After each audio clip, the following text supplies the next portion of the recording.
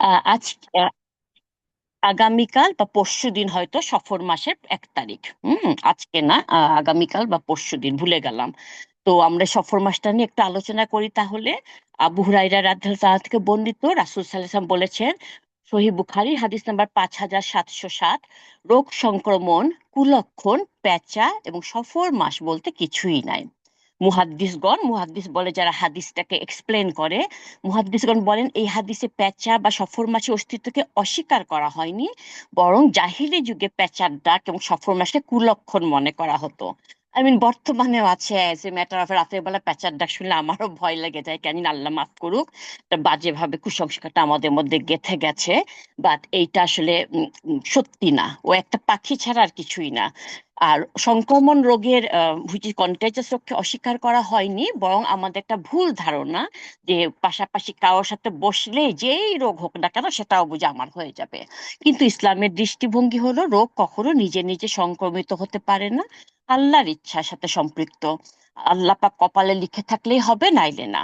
আবু হুরাইরা রাদিয়াল্লাহু তাআলা বর্ণনা করে, রাসূল সাল্লাল্লাহু আলাইহি ওয়াসাল্লাম ছোঁয়াচে রোগ বলতে কিছু নাই বললে একজন বেদুইন আরব জিজ্ঞেস করলো, ইয়া রাসূলুল্লাহ, তবে সেই উটপালের অবস্থা কি যারা যে কোনো বালুকাময় প্রান্তরে অবস্থান করে, একটা উটপাল, অনেক উট আর কি, সুস্থ সবল ভাবে, অতঃপর সেখানে সেখানে সারা গায়ে পাঁচরা, খুজলি পাঁচটায় আক্রান্ত একটা উট এসে পড়ে এবং সবগুলো উটকে ওই রোগে আক্রান্ত করে ছাড়ে, তাদের কি অবস্থা?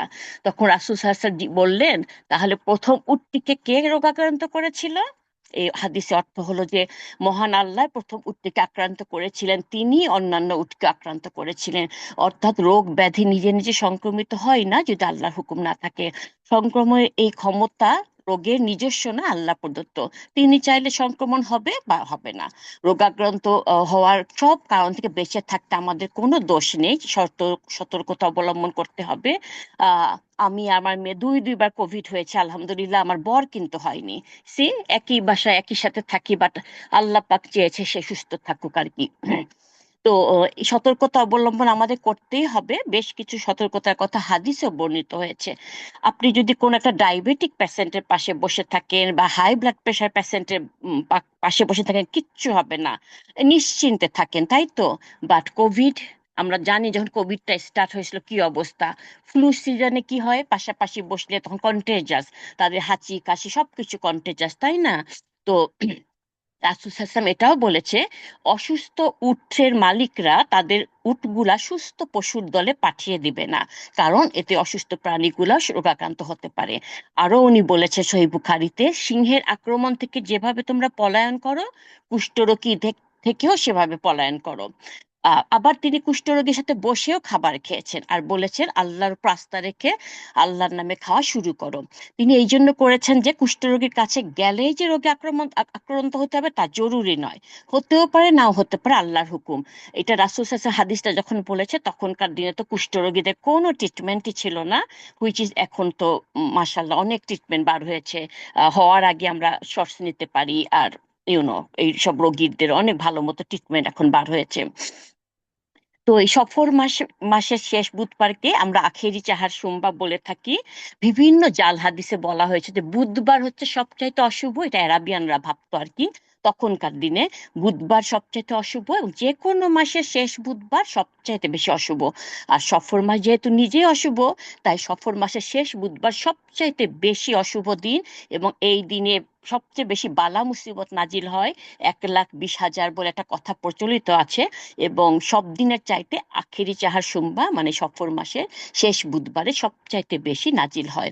সুতরাং এই দিন যারা একটা এই নিয়মে, নিয়ম আছে, এই নিয়ম সেই নিয়ম, এতবার এটা পড়ো এতবার সেটা পড়ো, এভাবে 4 রাকাত নামাজ পাঠ করবে, আল্লাহ তাআলা তাকে ওই বালা থেকে রক্ষা করবে এবং পরবর্তী বছর পর্যন্ত হেফাজতে রাখবেন। What about other time? আল্লাহ কি আমাদের আর বাকি সময় হেফাজতে রাখেন না? এটা সুতরাং এগুলো সমস্ত কুসংস্কার, সুপারস্টিশন, এগুলা কিভাবে কিভাবে ছড়ায় গেছে, আসলে এগুলো সব ভিত্তিহীন কথা।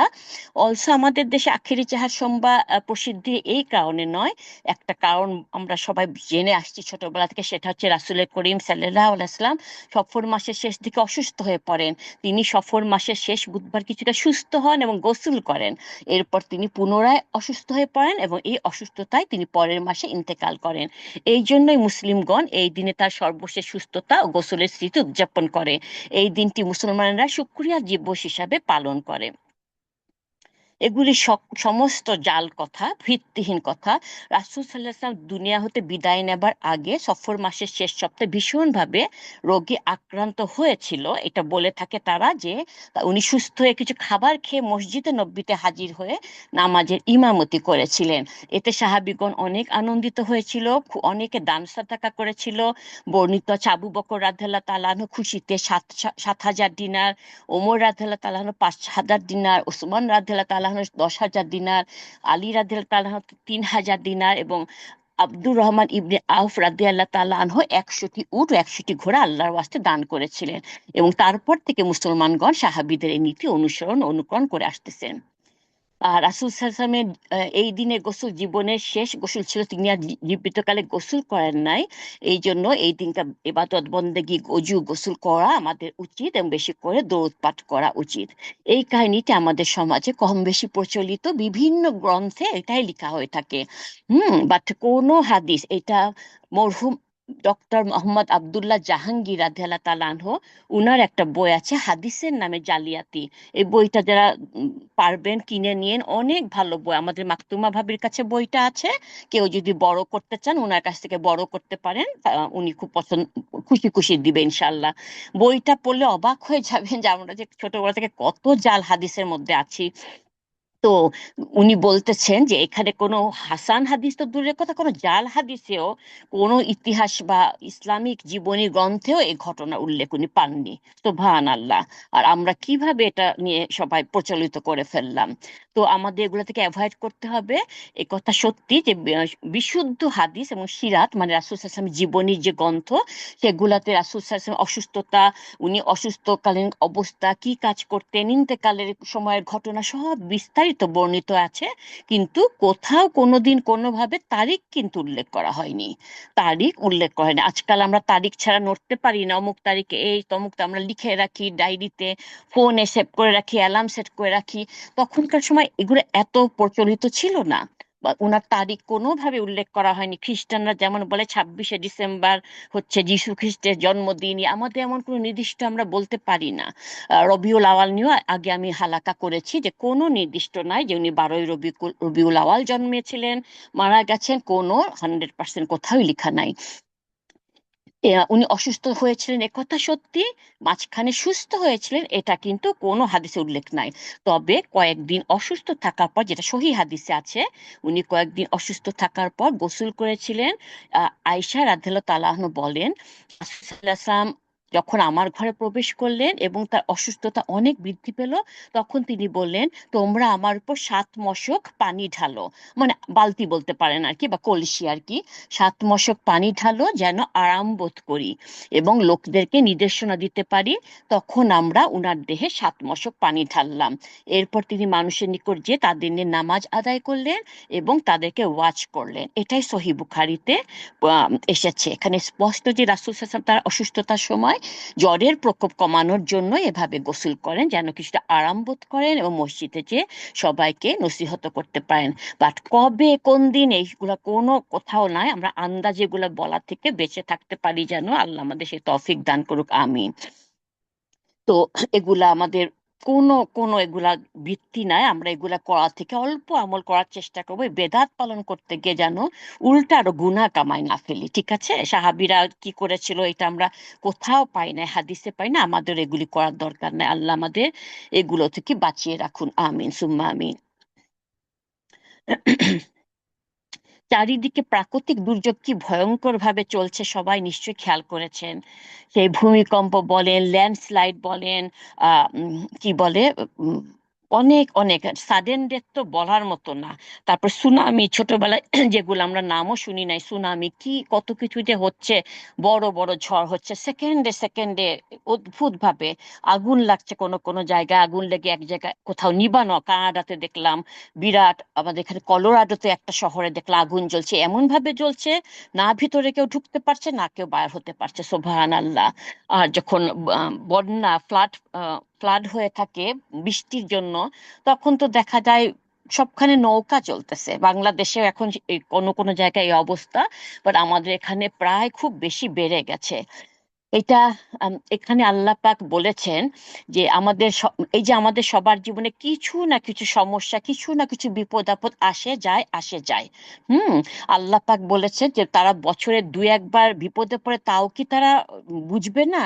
মানে এটা আল্লাহ বুঝাতে চাচ্ছে, আসলে আমরা তাফসীর না পড়লে কিছু বুঝতে পারবো না। সূরার 30 নম্বর আয়াতে আল্লাহ বলেছেন, তোমাদের উপর যে বিপদে উপনীত হয় তা তোমাদের হাতের উপার্জনের কারণে, আর অনেক অপরাধী তিনি ক্ষমা করে দেন। এই আয়াতের মাধ্যমে মানুষকে বলা হচ্ছে যে কাজের দায়িত্ব নিতে, কি কাজ করব, ভালো কাজ না খারাপ কাজ, আমি নিজে উপার্জন করছি মানে খাল কেটে কুমির আনছি। একই সাথে আল্লাহর সীমাহীন ক্ষমার কথাও স্মরণ করে দেওয়া হয়েছে। তাফসীরের মর্ম হলো, মানুষের জীবনে যেসব বিপদ আপদ আসে তা মূলত বেশিরভাগ নিজের পাপ বা ভুলেরই জন্য হয়ে থাকে। আল্লাহ পাক বলেছেন, যদি মানুষ প্রতিটি ভুলের জন্য শাস্তি পেত তবে পৃথিবীতে কেউই টিকে থাকতে পারতো না। আল্লাহ দয়া করে অনেক অনেক অপরাধ বা গুনাহ এমনিতেই ক্ষমা করে দেন। আমরা জানি বিপদ আপদ আমাদের যখন আসে, আল্লাহ আমাদেরকে ভালোবাসেন। একটা হাদিসে আছে না যে আল্লাহ যাদের ভালোবাসেন তাদেরকে বিপদ আপদ দেন, আর বৃষ্টি দেন, আর কন্যা সন্তান দেন। এই তিনটার কথা হাদিসে সহি হাদিসে এসেছে। তো এখানে মানুষ বিপদে পড়ে অনেক সময় ধৈর্য শক্তি হারিয়ে ফেলে। সবর যেটা, আল্লাহ পাক মানুষের মর্যাদা বৃদ্ধির জন্য নানাভাবে পরীক্ষা করেন। একটা হচ্ছে যে বললাম আল্লাহ ভালোবাসেন, দেখেন মানুষের সবর কতখানি, ধৈর্য শক্তি কতখানি। সূরা আনকাবুতের 3 নম্বর আয়াতে আল্লাহ বলেছেন, মানুষ কি মনে করে যে আমরা ঈমান এনেছি বললেই তাদের পরীক্ষা না করে ছেড়ে দেওয়া হবে? আমি তাদের আগে অনেককে পরীক্ষা করেছি। Excuse me. আল্লাহ জানবেন কারা সত্য বলেছে এবং জানবেন কারা মিথ্যাবাদী। সবচাইতে বেশি পরীক্ষার সম্মুখীন হয়েছেন রবি রাসূলগণ। আমরা জানি ইব্রাহিম আলাইহিস সালামেরটা তো গুণে শেষ করা যাবে না। আহ এভাবে সূরা আনামে 34 নম্বর আয়াতে আল্লাহ আরো বলেছেন, রাসূল সাল্লাল্লাহু আলাইহি ওয়াসাল্লামকে বলছেন, আপনার আগে অনেক রাসূলকে মিথ্যারোপ করা হয়েছে, মিথ্যা প্রতিপন্ন করার পর তার ধৈর্য ধারণ করেছে, তাদের কষ্ট দেওয়া হয়েছে, অবশেষে তাদের কাছে আমার সাহায্য এসেছিল। আমার নির্দেশনা কোনো পরিবর্তনকারী নেই, আপনার কাছে রাসূলের সংবাদ এসেছে। আল্লাহ মানুষকে পরীক্ষা করার জন্য পবিত্র কোরআনে এই বিষয়ে আরো উল্লেখ করেছেন। আমরা এগুলো যদি তাফসীর না জানি আমরা তাহলে এগুলো কিছুই বুঝতে পারবো না। আবু দাউদের হাদিস নাম্বার 3090 আছে, রাসূল সাল্লাল্লাহু আলাইহি ওয়াসাল্লাম বলেছেন, আল্লাহর পক্ষ থেকে কোনো বান্দার জন্য যখন এমন কোনো অবস্থা নির্ধারিত হয় যেখানে সে নিজ আমল নিয়ে পৌঁছাতে পারে না, তখন আল্লাহ তাকে শরীর, সম্পদ, সন্তান সন্ততির মাধ্যমে পরীক্ষা করেন। অতঃপর সেই ব্যক্তি ধৈর্য ধারণ করে সেই অবস্থানে পৌঁছায় যা আল্লাহ তার জন্য নির্ধারণ করে রেখেছিলেন। মানেটা কি হলো? মানে হচ্ছে আল্লাহ আমাকে জান্নাতে মনে করেন 7 তলা পর্যন্ত উঠাতে চান, বা আমাকে 7 তলা পর্যন্ত সম্মান মর্যাদা দিতে চান, বাট আমার আমল এত কম, আমি বড় জোর দোতলা পর্যন্ত উঠতে পারছি। হুম। তখন আল্লাহ এই যে বিপদ আপদ হয়, অসুস্থ হয় মানুষ, নয় সংসারের প্রবলেম, অর্থনৈতিক প্রবলেম, নয় বাচ্চা কাচ্চারা যখন বকে যায়, আমাদের প্রবলেম বই কি, ওটা তো বড় প্রবলেম। আল্লাহ তখন এগুলা কিছু দিয়ে আমাদেরকে দেখেন, আমরা যদি ধৈর্য ধারণ করি, সবুর করি, তখন আল্লাহ আমাদেরকে আস্তে আস্তে উঠাতে উঠাতে ওই যে আল্লাহ 7 তলা পর্যন্ত রেখেছিল না, ওইভাবে ওই জায়গাটায় উঠাই দেয়। আশা করি বুঝাতে পেরেছি, এটা খুব সহজ করে বলা হয়েছে। অলসো সূরা ফুরকানের আয়াত নাম্বার 20 আল্লাহ বলেছেন, আমি তোমাদের কিছু লোককে অন্যের জন্য পরীক্ষা স্বরূপ করেছি, তোমরা ধৈর্য ধারণ করবে কি? তোমার রব সবকিছু দেখেন। আল্লাহর এই পরীক্ষার আরেকটা বিশেষত্ব হলো, বিপদ আপদ যতই কঠিন হোক না কেন মুমিনরা সফলকাম হবে এবং জালিমরা অপদস্থ হবে। শেষ পর্যন্ত কাফির ও অপরাধীরা নিজেদের অন্যায় আচরণের শাস্তি ভোগ করবে। আল্লাহ বলেছেন সূরা জুমারের আয়াত নাম্বার 26, তাদের আগে মিথ্যারোপ করেছি, তাদের কাছে এমন ভাবে আযাব এসেছিল যা তারা উপলব্ধিও করতে পারেনি। আমি তাদের দুনিয়ার জীবনে লাঞ্ছনা উপভোগ করাবো এবং আখিরাতের শাস্তি তো আরো বড় যদি তারা জানতো। সাধারণত আল্লাহ কাউকে শাস্তি দিতে চাইলে আল্লাহ অপেক্ষা করেন, শাস্তিটা বিলম্ব করেন যেন সে অনুতপ্ত হয়ে রিমোর্স ফিল করে এবং অন্যায় কাজটা পরিহার করে, আল্লাহর কাছে ক্ষমা প্রার্থনা করে, তওবা করে। আল্লাহ বলেছেন সূরা ফাতিরের 45 নম্বর আয়াতে, আল্লাহ মানুষকে কৃতকর্মের জন্য শাস্তি দিলে ভূপৃষ্ঠে কোনো জীবজন্তুকে রেহাই দিতেন না, তবে তিনি নির্দিষ্ট সময় পর্যন্ত তাদেরকে অবকাশ দেন। অতঃপর নির্ধারিত সময় ঘনিয়ে এলে উনার নির্দেশ পালন হয়। নিশ্চয়ই আল্লাহ তার বান্দাদের সম্পর্কে সর্বদ্রষ্টা। আপনারা কি জানেন যে যে কোনো পাপ করে ফেললে আল্লাহ ফেরেশতাকে 6 ঘন্টা ওয়েট করতে বলেন? সাথে সাথে কিন্তু লিখা হয়ে যায় না আমাদের আমল নামায়। আল্লাহ তাদেরকে 6 ঘন্টা ওয়েট করতে বলেছেন, যদি এর মধ্যে বান্দা ক্ষমা প্রার্থনা করে, তওবা করে ফেলে, তখন আল্লাহ বলেছে সেই গুনাহটা আর লিখবা না। সুবহান আল্লাহ! চিন্তা করে দেখেন। এই জন্য আমাদের মাঝে মাঝে মাথায় রাগ উঠে যায়, আমরা উল্টাপাল্টা করে ফেলি, চিল্লাচিল্লি করি, যাই করি না কেন চেষ্টা করি একটু পর তো ঠান্ডা হই, তাই না? চেষ্টা করব আমরা 6 ঘন্টার মধ্যে যেন অবশ্যই মাফ চেয়ে নিই, আল্লাহর কাছে তওবা করে ক্ষমা প্রার্থনা করে ফেলি। যে কোনো ভালো কাজ করার ইচ্ছা মনের মধ্যে থাকলেই আল্লাহ তাকে কোনো ভালো কাজ করে 10 গুণ সওয়াব দেন। যদি সেই ভালো কাজটা করতেও না পারে, তাও আল্লাহ বলেছেন একটা নেকি লিখো। আর যদি কেউ ওটা খারাপ কাজ করে ফেলে, তখন আল্লাহ বলছে একটা গুনাহ লিখো। ওই 10টা গুনাহ আবার বলেননি, 10টা গুনাহ হলে তো আমাদের জন্য খুবই বিপজ্জনক হয়ে থাকতো। যেমন আপনারা মক্কার হারামের কথা জানেন, সেখানে 1 রাকাত নামাজ 1 লক্ষ রাকাত নামাজের সমান। যদি এমনটাও হতো যে একটা পাপ, একটা গুনাহ 1 লক্ষ পাপের সমান, তাহলে মনে হয় হজ করতে আর কেউই যেত না, তাই না? আল্লাহ পাক আমাদের জন্য অনেক রহমতের দ্বার ওপেন করে দিয়েছেন। প্রত্যেক জুম্মার দিন আমার বর যখন জুম্মা পড়তে মসজিদে যায়, আমার তখন এটাই মনে পড়ে, আল্লাহ যদি ছেলেদের মতো আমাদের মহিলাদেরও জুম্মার নামাজ পড়াটা ফরজ করে দিত, যে জামাতে যে পড়তেই হবে মসজিদে, আমাদের অবস্থাটা কেমন হতো দেখেন। এখানে আমরা প্রবাসে থাকি বলে মসজিদ দূরে, একটু ডিফারেন্ট। বাংলাদেশে তো মোড়ে মোড়ে মসজিদ, বাংলাদেশে তো মাশাআল্লাহ পুরুষরা সবাই জুম্মা পড়তে মসজিদে যায়।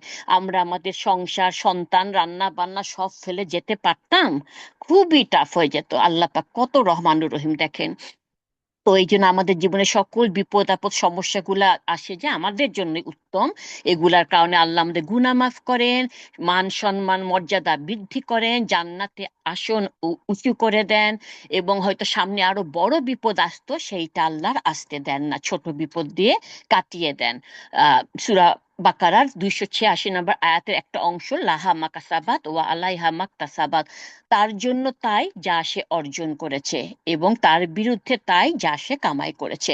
আমি যদি ভালো কিছু অর্জন করি, সেটা আমার, আমি সুফল লাভ করব। আবার আমি খারাপ কিছু করি, পাপ করি, আমি সেই পাপটা শাস্তি পাবো, আমি কামাই করেছি। হুম। আল্লাহ কিন্তু বলেননি তার জন্য যা তা ঘটেছে, আল্লাহ বলেছে যা সে অর্জন করেছে, হুইচ ইজ আমরা যে আমল কামাচ্ছি, ভালো আমল বা খারাপ আমল, এগুলা সব এর মধ্যে আহ প্রযোজ্য আর কি। আমরা কোন আমলটা করব, ভালো বা খারাপ, সবই আমার পক্ষে যাবে। আমার যা কিছু ব্যবসায় যদি কোনো লোকসান হয়, এই জন্য কিন্তু আল্লাহ আমাকে জিজ্ঞেস করবেন না এই ব্যবসাটা তুমি ঠিক মতো চালাতে পারো না তাই লোকসান হয়েছে, বা কেন হয়েছে, আল্লাহ কিন্তু জিজ্ঞেস করবেন না। কিন্তু কি এই লোকসানটা হওয়ার পর আপনি সবর করলেন নাকি হারাম পথ ধরলেন? টাকা পয়সা ইনকাম হচ্ছে না, থাক, সবাই জালিয়াতি করছে, চুরি করছে, হারাম খাচ্ছে, আমিও তাই করি, এরকম কোন হারাম পথ ধরে ফেললেন কিনা, হিসাব এইটারই হবে। আপনার বাচ্চা অসুস্থ, আপনি অসুস্থতার সময় বাচ্চাকে টেক কেয়ার করলেন নাকি করলেন না, সেটা আল্লাহ কিছু বলবেন না।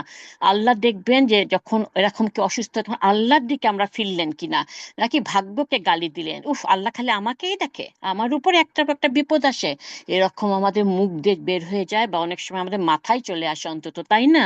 তো এখানে সেটাই বলা হচ্ছে, আল্লাহ কোনটা দেখবে? আমার বিজনেসের লোকসান হলো সেটা না, আল্লাহ যে দেখবে লোকসানের পর আমি কতখানি সবর করলাম, বা আর খারাপ পথে গেলাম, নাকি উল্টা আল্লাহর কাছে আমাদের দোয়া মোনাজাত সব বাড়াই দিলাম। যদি নম্রতা দেখানোর পরিবেশ না পাই আমরা, তাহলে কিভাবে একজন মানুষ নম্র হবে? ধৈর্যের পরীক্ষা যদি না দেই, কিভাবে ধৈর্যের কথা জানা যাবে? যদি এমন পরিস্থিতিতে না পড়ি আমরা, যেখানে আমাদেরকে সহনশীলতা প্রদর্শন করতে হয়, তাহলে কিভাবে সহনশীলতার কথা জানা যাবে? এই গুণগুলো আমাকে অর্জন কেন করতে হবে, আমাকে আপনাকে অর্জন কেন করতে হবে? কারণ কেয়ামতের দিন আপনি একা একা আল্লাহর সামনে দণ্ডায়মান হবেন। এখন বাসায় আছি আমি, আমার স্বামীর সাথে, ছেলে মেয়ের সাথে, অনেকে আছে মা বাবা ভাই বোনের সাথে, তখন নো বাড়ি, আপনি দাঁড়াবেন আল্লাহর সামনে একা, একদম একা। হ্যাঁ, তবে কিছু যোগ্যতা নিয়ে আল্লাহর সামনে দাঁড়াতে হবে। এই যোগ্যতাগুলা, ভালো গুণগুলা এই পৃথিবীতে থাকা অবস্থায় অর্জন করতে হবে। কি কি যোগ্যতা অর্জন করতে হবে, পবিত্র কোরআনেও আল্লাহ সেগুলো বলে দিয়েছে।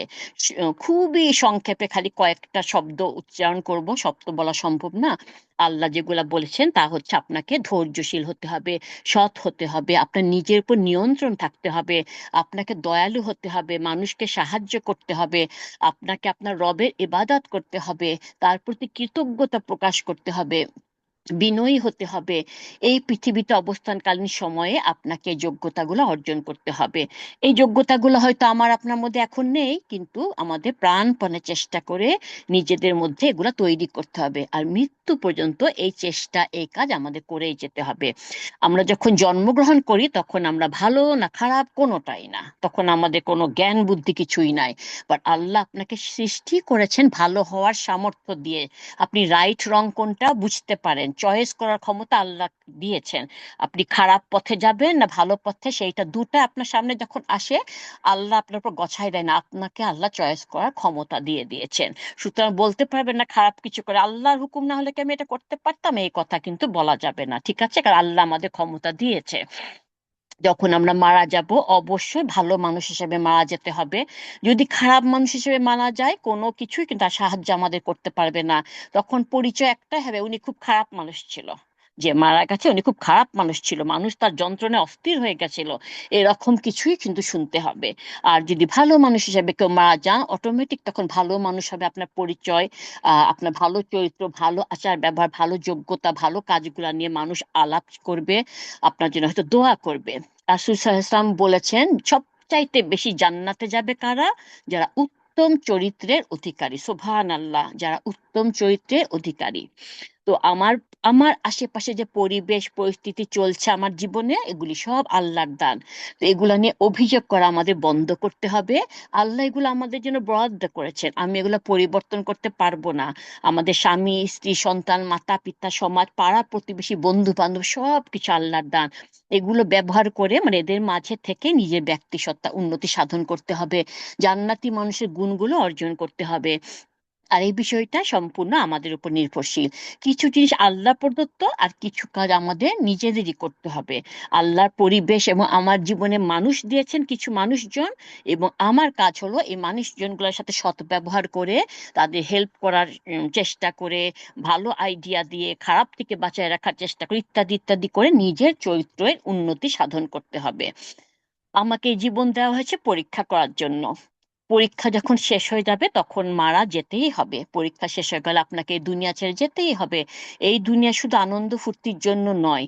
আমরা যারা ইউসুফ আলাইহিস সালামের জীবনী পড়েছি, সূরা ইউসুফের তাফসীর শুনতে পারেন, ইউটিউবে খালি দিয়েন সূরা ইউসুফের তাফসীর, বাংলায় দিয়েন ইংলিশে দিয়েন, যেই ভাষায় সেই ভাষায় বার হয়ে আসবে।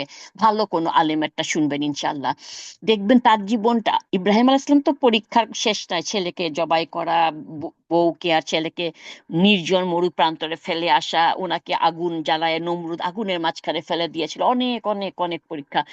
আজকে আমি ইউসুফ আলাহিসাল্লামেরটা বলবো। ওনার জীবনী পড়লে দেখবেন ওনার পুরো জীবনটা ছিল পরীক্ষায় পরিপূর্ণ।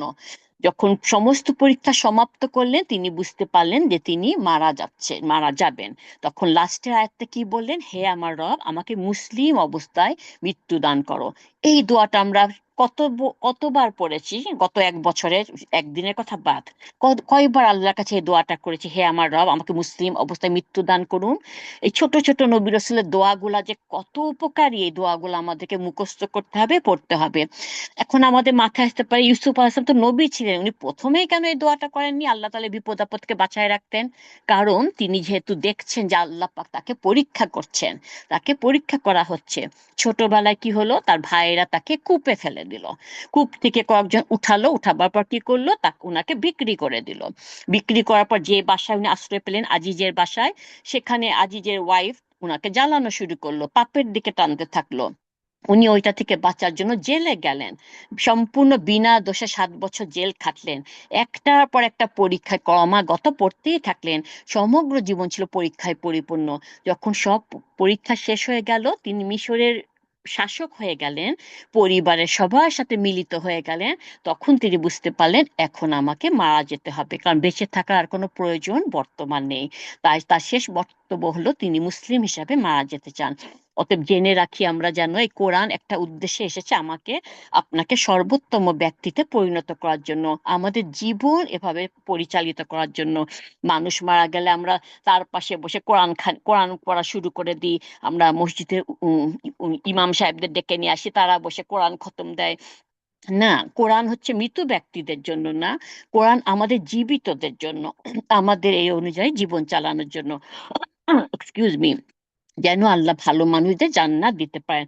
আমরা তো জান্নাতেই ছিলাম, তাই না? আল্লাহ পরীক্ষা করার জন্য পৃথিবীতে পাঠিয়েছেন, আমরা যেন আবার আমাদের জায়গাতে ফেরত যেতে পারি ইনশাআল্লাহ।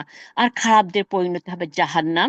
তাই যদি আপনি কোরআন এখনো পর্যন্ত না পড়ে থাকেন তাহলে অনেক কিছু মিস করেছেন।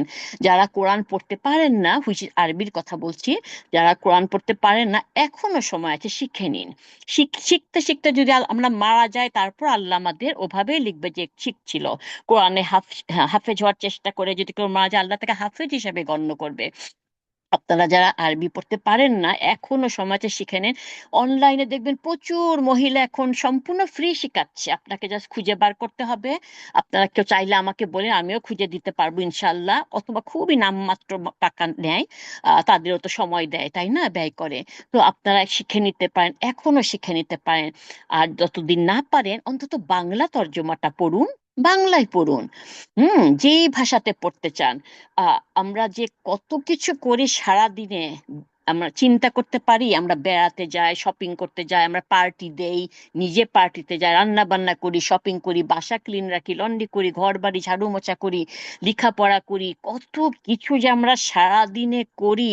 আমরা খালি সারা দিনে এক পৃষ্ঠা কোরআন পড়তে পারবো না? তাও আবার যারা আরবি পায় না, বাংলায় বাংলায় তো 1 সেকেন্ডও লাগে না। তারা, আমরা কি করে আল্লাহর কাছে জবাব দিব? আল্লাহ আপনাকে 60-70 বছর হায়াত দিলেন, ঠিক আছে? এই 60-70 বছরে, এত দীর্ঘ জীবনে আপনি যে কত কিছু করেছেন, লিখে শেষ করতে পারবেন? পারবেন না। তো বাদ দেন 60-70 বছরের কথা, শুধু এক বছরই ধরেন, গত বছর 2025, গত বছর আপনি কি কি করেছেন সেগুলা একবার একটু ভেবে দেখুন। দেখেন, আপনি অবাক হয়ে যাবেন কি না করেছেন, কি না করেছেন। শুধুমাত্র সময় হলো না কি আল্লাহ কি বলেছেন সেটা জানতে, তাও আবার মাতৃভাষায়, বাংলা ভাষায়। কত হতভাগ্য আমরা, চিন্তা করে দেখেন। সূরা তোহার 127 নম্বর আয়াতে আল্লাহ বলেছেন, এমনি ভাবে আমি তাকে প্রতিফল দিব যে সীমা লঙ্ঘন করে এবং পালনকর্তার কথায় বিশ্বাস স্থাপন না করে।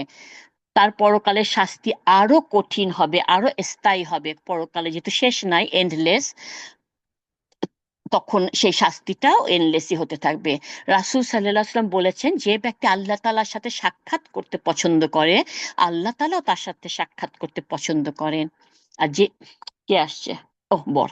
আর যে ব্যক্তি আল্লাহ তাআলার সাথে সাক্ষাৎ করতে অপছন্দ করে, আল্লাহ তার সাথে সাক্ষাৎ করতে অপছন্দ করেন। আয়েশা রাদিয়াল্লাহু তাআলা আনহার কাছে এক মহিলা এসে বলেন, হে উম্মুল মুমিনিন, আমি আবু হুরায়রা রাদিয়াল্লাহু তাআলা আনহুকে রাসূল সাল্লাল্লাহু আলাইহি ওয়াসাল্লামের একটি হাদিস উল্লেখ করতে শুনেছি। এই হাদিসের বর্ণনা যদি সঠিক হয়, তাহলে তো আমরা নিশ্চিতভাবে ধ্বংসপ্রাপ্ত হয়ে যাব। 1 সেকেন্ড, কে আসছে একটু দেখে আসি, 1 সেকেন্ড ধরেন প্লিজ।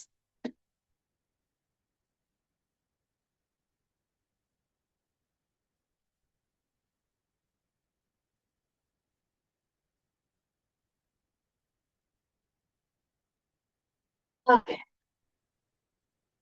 সরি, কে আসছেন দেখলাম। আচ্ছা, ঠিক আছে, কোথায় বলছিলাম?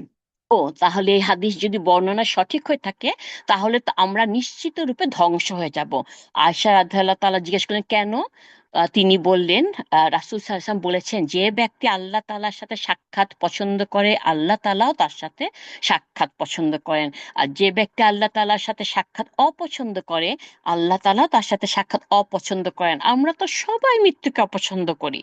আমরা কে পছন্দ করি মৃত্যুকে? সবাই অপছন্দ করি। তার মানে কি আমরা সবাই সবাই জাহান্নামী? মানে উনি এটাই জানতে চাইলেন। তখন আয়েশা রাদিয়াল্লাহু তাআলা বললেন, রাসূল সাল্লাল্লাহু আলাইহি ওয়াসাল্লাম এই হাদিসটা ঠিকই বলেছেন, কিন্তু তার অর্থ তুমি যা বুঝেছো তা নয়। বরং যখন দৃষ্টি ঊর্ধ্বমুখী হয়ে যায়, হৃদকম্পন শুরু হয়ে যায় এবং গায়ের পশমসমূহ দাঁড়িয়ে যায়, ওই সংকটময় মুহূর্তে যে ব্যক্তি আল্লাহ তাআলার সাথে সাক্ষাৎ পছন্দ করে, আল্লাহ তাআলাও তার সাথে সাক্ষাৎ পছন্দ করেন। আর যে অপছন্দ করে, আল্লাহ তাআলাও তার সাথে সাক্ষাৎ করতে অপছন্দ করেন। নাসাইর হাদিস নাম্বার 1834। বানেটা কি হচ্ছে? আপনারা জানেন, যখন দৃষ্টি ঊর্ধ্বমুখী হয়ে যায়, দেখবেন কেউ মারা যাওয়ার সময় তার চোখ উপর দিকে তাকায় আছে, কোনো একটা দিকে ফলো করছে, আকাশের দিকে তাকায়। সে, আমরা দেখি না, তার পাশে থাকলে আমরা দেখতে পাই না, বাট যে মারা যাচ্ছে সে দেখতে পায়, তার সামনে তার অন্য দুনিয়ার পর্দাটা সরে যায়, ওপেন হয়ে যায়, আকাশের দিকে তাকায়, সে দেখতে পারে, জান্নাতি হলে দেখতে পারে ফেরেশতারা প্রচন্ড আলো, ওরা তো নূরের তৈরি জানেনি, ফেরেশতারা জান্নাতের কফিন নিয়ে আসতেছে আকাশ থেকে, পুরা দুনিয়া আলো করে, যেটা দেখে সে আইডিয়া করতে পারে আল্লাহ তার প্রতি সন্তুষ্ট। আর যে জাহান্নামী জাহান্নামের কফিন নিয়ে আসে, সেটাও সে দেখে বুঝতে পারে কোন দিকে সে যাচ্ছে। তো ওই মুহূর্তটা আল্লাহ নেক বান্দাদের, মুমিন বান্দাদের মনে প্রশান্তি দান করেন, যেহেতু সবাই ভাবে হ্যাঁ আমার ছেলে মেয়ের কি হবে, আমি তো ওই কাজটা করি না, আমি তো, আল্লাহ তাআলা তাকে এটাই বুঝান যে চিন্তা করবা না, সবকিছু আমরা টেক কেয়ার করবো। আল্লাহ পাক মনের মধ্যে প্রশান্তি সাকিনা নাজিল করেন। তো তখন তার মনটা আল্লাহর সাথে সাক্ষাৎ করতে খুবই পছন্দ করে। আমরা কি এটা ভেবে দেখেছি যে আমার আপনার মৃত্যুর দিনটা, ক্ষণটা কেমন হবে? কবরের প্রথম রাতটা আমরা কিভাবে কাটাবো? জান্নাত না জাহান্নাম, কোনটি আমার অপেক্ষায় আছে? আল্লাহর সামনে দাঁড়াবার সময় আল্লাহর কাছে আমাদের অবাধ্যতা, নাফরমানি, পাপ, ফরজ তরক করা, এগুলা জবাব দিতে পারবো? আমার আমল মিজানের দাঁড়িপাল্লাকে কোন দিকে ঝুঁকাবে, নেক আমলের দিকে না বদ আমলের দিকে? পুলসিরাত কিভাবে পার হব? বিদ্যুতের গতিতে, চোখের পলকে, নাকি হামাগুড়ি দিয়ে, নাকি ক্ষত বিক্ষত হয়ে নিচে জাহান্নামে পড়ে, আল্লাহ না করুক? হাসরের মাঠে যে সূর্য এক হাত উপরে এসে থাকবে, সেই উত্তপ্ত ময়দানে ছায়ার ব্যবস্থা কি হবে? হাউজে কাউসারে পানি পান করার তৌফিক কি পাবো? এই দুনিয়ায় আমাদের কেন পাঠানো হয়েছে? আল্লাহ কোরআনে বলেই দিয়েছেন, আমি একমাত্র আমার ইবাদতের জন্য তোমাদেরকে এই দুনিয়ায় পাঠিয়েছি। এই প্রশ্নগুলা নিয়ে আমাদের চিন্তা ভাবনা করতে হবে। কারণ আল্লাহ বলেছেন সূরা বাকারা ৮৬ নম্বর আয়াতে, এরাই পরকালের বিনিময়ে পার্থিব জীবন ক্রয় করেছে, অতএব এদের শাস্তি লঘু হবে না এবং এরা সাহায্য পাবে না। সূরা বাকারা ২০০ নম্বর আয়াতে আল্লাহ বলেছেন, তাদের অনেকে বলে পরওয়ারদিগার আমাকে দুনিয়াতে দান করো, অথচ তার জন্য পরকালে কোনো অংশ নেই। সূরার ২০ নম্বর আয়াতে আল্লাহ বলেছেন, যে কেউ পরকালের ফসল কামনা করে আমি তার জন্য সেই ফসল বাড়িয়ে দেই, আর যে এই কালে ফসল কামনা করে আমি তাকে কিছু দিই এবং পরকালে তার কোনো অংশ থাকবে না। মানে কি হলো, অনেকে আছে যারা জাজমেন্ট ডে, বিচার দিবস, মৃত্যুর পর আবার বেঁচে যাবে, এগুলা বিলিভই করে না। নাস্তিকদের কথা তো জানেনই। জান্নাত জাহান্নাম এগুলা আছে বলে অনেকে ভাবে না, নাউজুবিল্লাহ। তো তারা ভাবে এই একটা মাত্র দুনিয়া, একটা আনন্দ ফুর্তি করে নি, জীবন তো একটাই, জীবন তো এটা কতজনের মুখে শুনেছি, আল্লাহ মাফ করুক। তো তারা এটাই ভাবে যে আল্লাহ টাকা পয়সা বাড়ায় দেন, যাতে বেড়াতে যেতে পারি, ঘুরতে পারি, এরা এখানেই চাইতে থাকে, এখানে এই দেশ, এই পৃথিবীতেই চাইতে থাকে। যেহেতু তারা আখিরাতকে বিলিভ করে না, তো আল্লাহ তাদের পৃথিবীতেই দিয়ে দেন বা আরো বেশি বাড়ায় দেন। আল্লাহ পাক এটাই বলছেন, তাদের জন্য আখেরাতে কিছু থাকবে না, তারা তো আখেরাতের জন্য চাই না। আমরা যখন দুনিয়ার জন্য চাই, তখন আমরা আখেরাতের জন্য একই সাথে চাইতে পারি। আমাদের মধ্যে ঈমান থাকলে তবেই না আমরা সেটা করব। আর যদি কেউ জাজমেন্টে বিলিভই না করে, সে কেন করবে? এই জন্য আমাদের নবী রাসূলগণ একটা খুব সুন্দর দোয়া শিখিয়ে গেছেন। এই দোয়া পারে না এমন কোনো মানুষ, মুসলিম আমার মনে হয় না আছে, যেটা হচ্ছে রব্বানা আতিনা ফিদ দুনিয়া হাসানাতাও ওয়া ফিল আখিরাতি হাসানাতাও ওয়া কিনা আযাবান্নার। এ আল্লাহ, আপনি আমাকে দুনিয়াতেও কল্যাণ দিয়েন, আখিরাতেও কল্যাণ দিয়েন। দুনিয়াতে আমরা কি চাই? আমরা ভালো স্বামী স্ত্রী চাই, আমরা নেক সন্তান চাই, আমরা টাকা পয়সা চাই, আমরা সুস্থ থাকতে চাই, আমরা বিপদ আপদ থেকে বেঁচে থাকতে চাই, ইত্যাদি ইত্যাদি এগুলি চাই। আর আখিরাতে আমরা কি চাই? জাহান্নাম থেকে বাঁচতে চাই, পুলসিরাতের পুরো বিজলির আকারে পার হতে চাই, আমরা কবরের আযাব থেকে মুক্তি চাই। এগুলো তো আমরা সবাই জানি, তাই না? আমরা বিনা হিসাবে জান্নাতুল ফেরদৌসে যেতে চাই। তো এই জন্য দোয়া কসময় রব্বানা আতিনা ফিদ দুনিয়া, এই দোয়াটা যদি আমরা করি, ইনশাআল্লাহ আল্লাহ আমাদের এইখানে পৃথিবীতেও দিবেন, আখিরাতেও দিবেন ইনশাআল্লাহ। একবার এক ছাত্র তার শিক্ষককে বললেন, শায়খ, আমরা আল্লাহর কত অবাধ্য হই, কিন্তু তিনি তো আমাদের শাস্তি দেন না। তখন শায়খ জবাব দিল, আল্লাহ তাআলা তোমাকে যে কত শাস্তি দিচ্ছেন তুমি টের পাও না। তো ছাত্রটা তখন অবাক হয়ে গেল, কি? তখন শায়খ জবাব দিলেন, তোমার কাছ থেকে কি আল্লাহ মোনাজাতের স্বাদ তুলে নেননি? তুমি দুই হাত তুলে মোনাজাত করা, মন খুলে কেঁদে কেটে কোনায় বসে আরাম অমনি কোনো মোনাজাত কখনো করেছো? আর যদি করো, দেখবা কত তাড়াতাড়ি শেষ করতে পারো, সেইটা করতে থাকো। একজন ব্যক্তির জন্য অন্তর কঠিন হয়ে যাওয়ার চেয়ে বড় বিপদ আর নেই। যখন নামাজে দাঁড়ালাম, নামাজের মধুরতা নাই, নামাজ পড়তে হবে, একটা ডিউটি, সেই হিসেবে ধামধুম ধামধুম করে নামাজ পড়তেছি। রাসূল সাল্লাল্লাহু আলাইহি ওয়াসাল্লাম বলেছে, মোরগের মতো ঠোকর মারে যারা, হুইচ ইজ সেজদায় মাথাটা ঠুকায় উঠায় ফেলে। তো আমার এই নামাজের মধুরতাটা আমার মধ্যে নাই, আমার কোনো স্বাদ নাই, খুশু খুজু নাই, আমি জাস্ট পড়তে হবে করতে হবে তাই নামাজ পড়ছি। আর যাদের নামাজ পড়ার মধুরতা আছে, যারা সেটা ভালো মতন জানে যে আমরা আল্লাহর সাথে দ্বারাই কথা বলতেছি মোনাজাতে, তাদের মধ্যে খুশু খুজুটা এত বেশি, আশেপাশে কি হলো কিচ্ছু টের পায় না। আপনারা জানেন একবার আলী রাদিয়াল্লাহু তাআলা আনহুর যুদ্ধে পায়ের মধ্যে একটা বড় তীর ঢুকেছিল, একদম এফোর ওফোর যেটাকে বলে না, উনি প্রচন্ড ব্যথায় কষ্ট পাচ্ছিলেন, রাসূল সাল্লাল্লাহু আলাইহি ওয়াসাল্লাম উনাকে ইমামতি করতে বললেন, চিন্তা করেন কত উনার বুদ্ধি।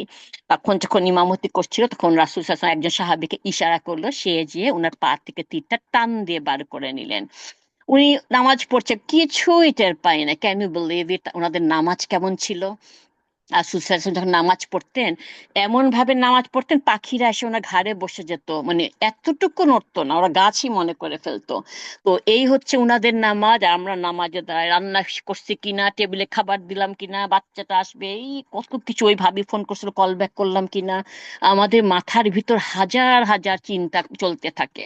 অথচ 24 ঘন্টার মধ্যে সবগুলা নামাজ 1 ঘন্টায় ধরেন, 1 ঘন্টায় ধরেন, ফজর জোহর আসর মাগরিব সব কাউন্ট করে 1 ঘন্টায় ধরেন, 24 ঘন্টার মধ্যে একটা ঘন্টা আমরা একটু মনোযোগ দিতে পারতেছি না, তাই না?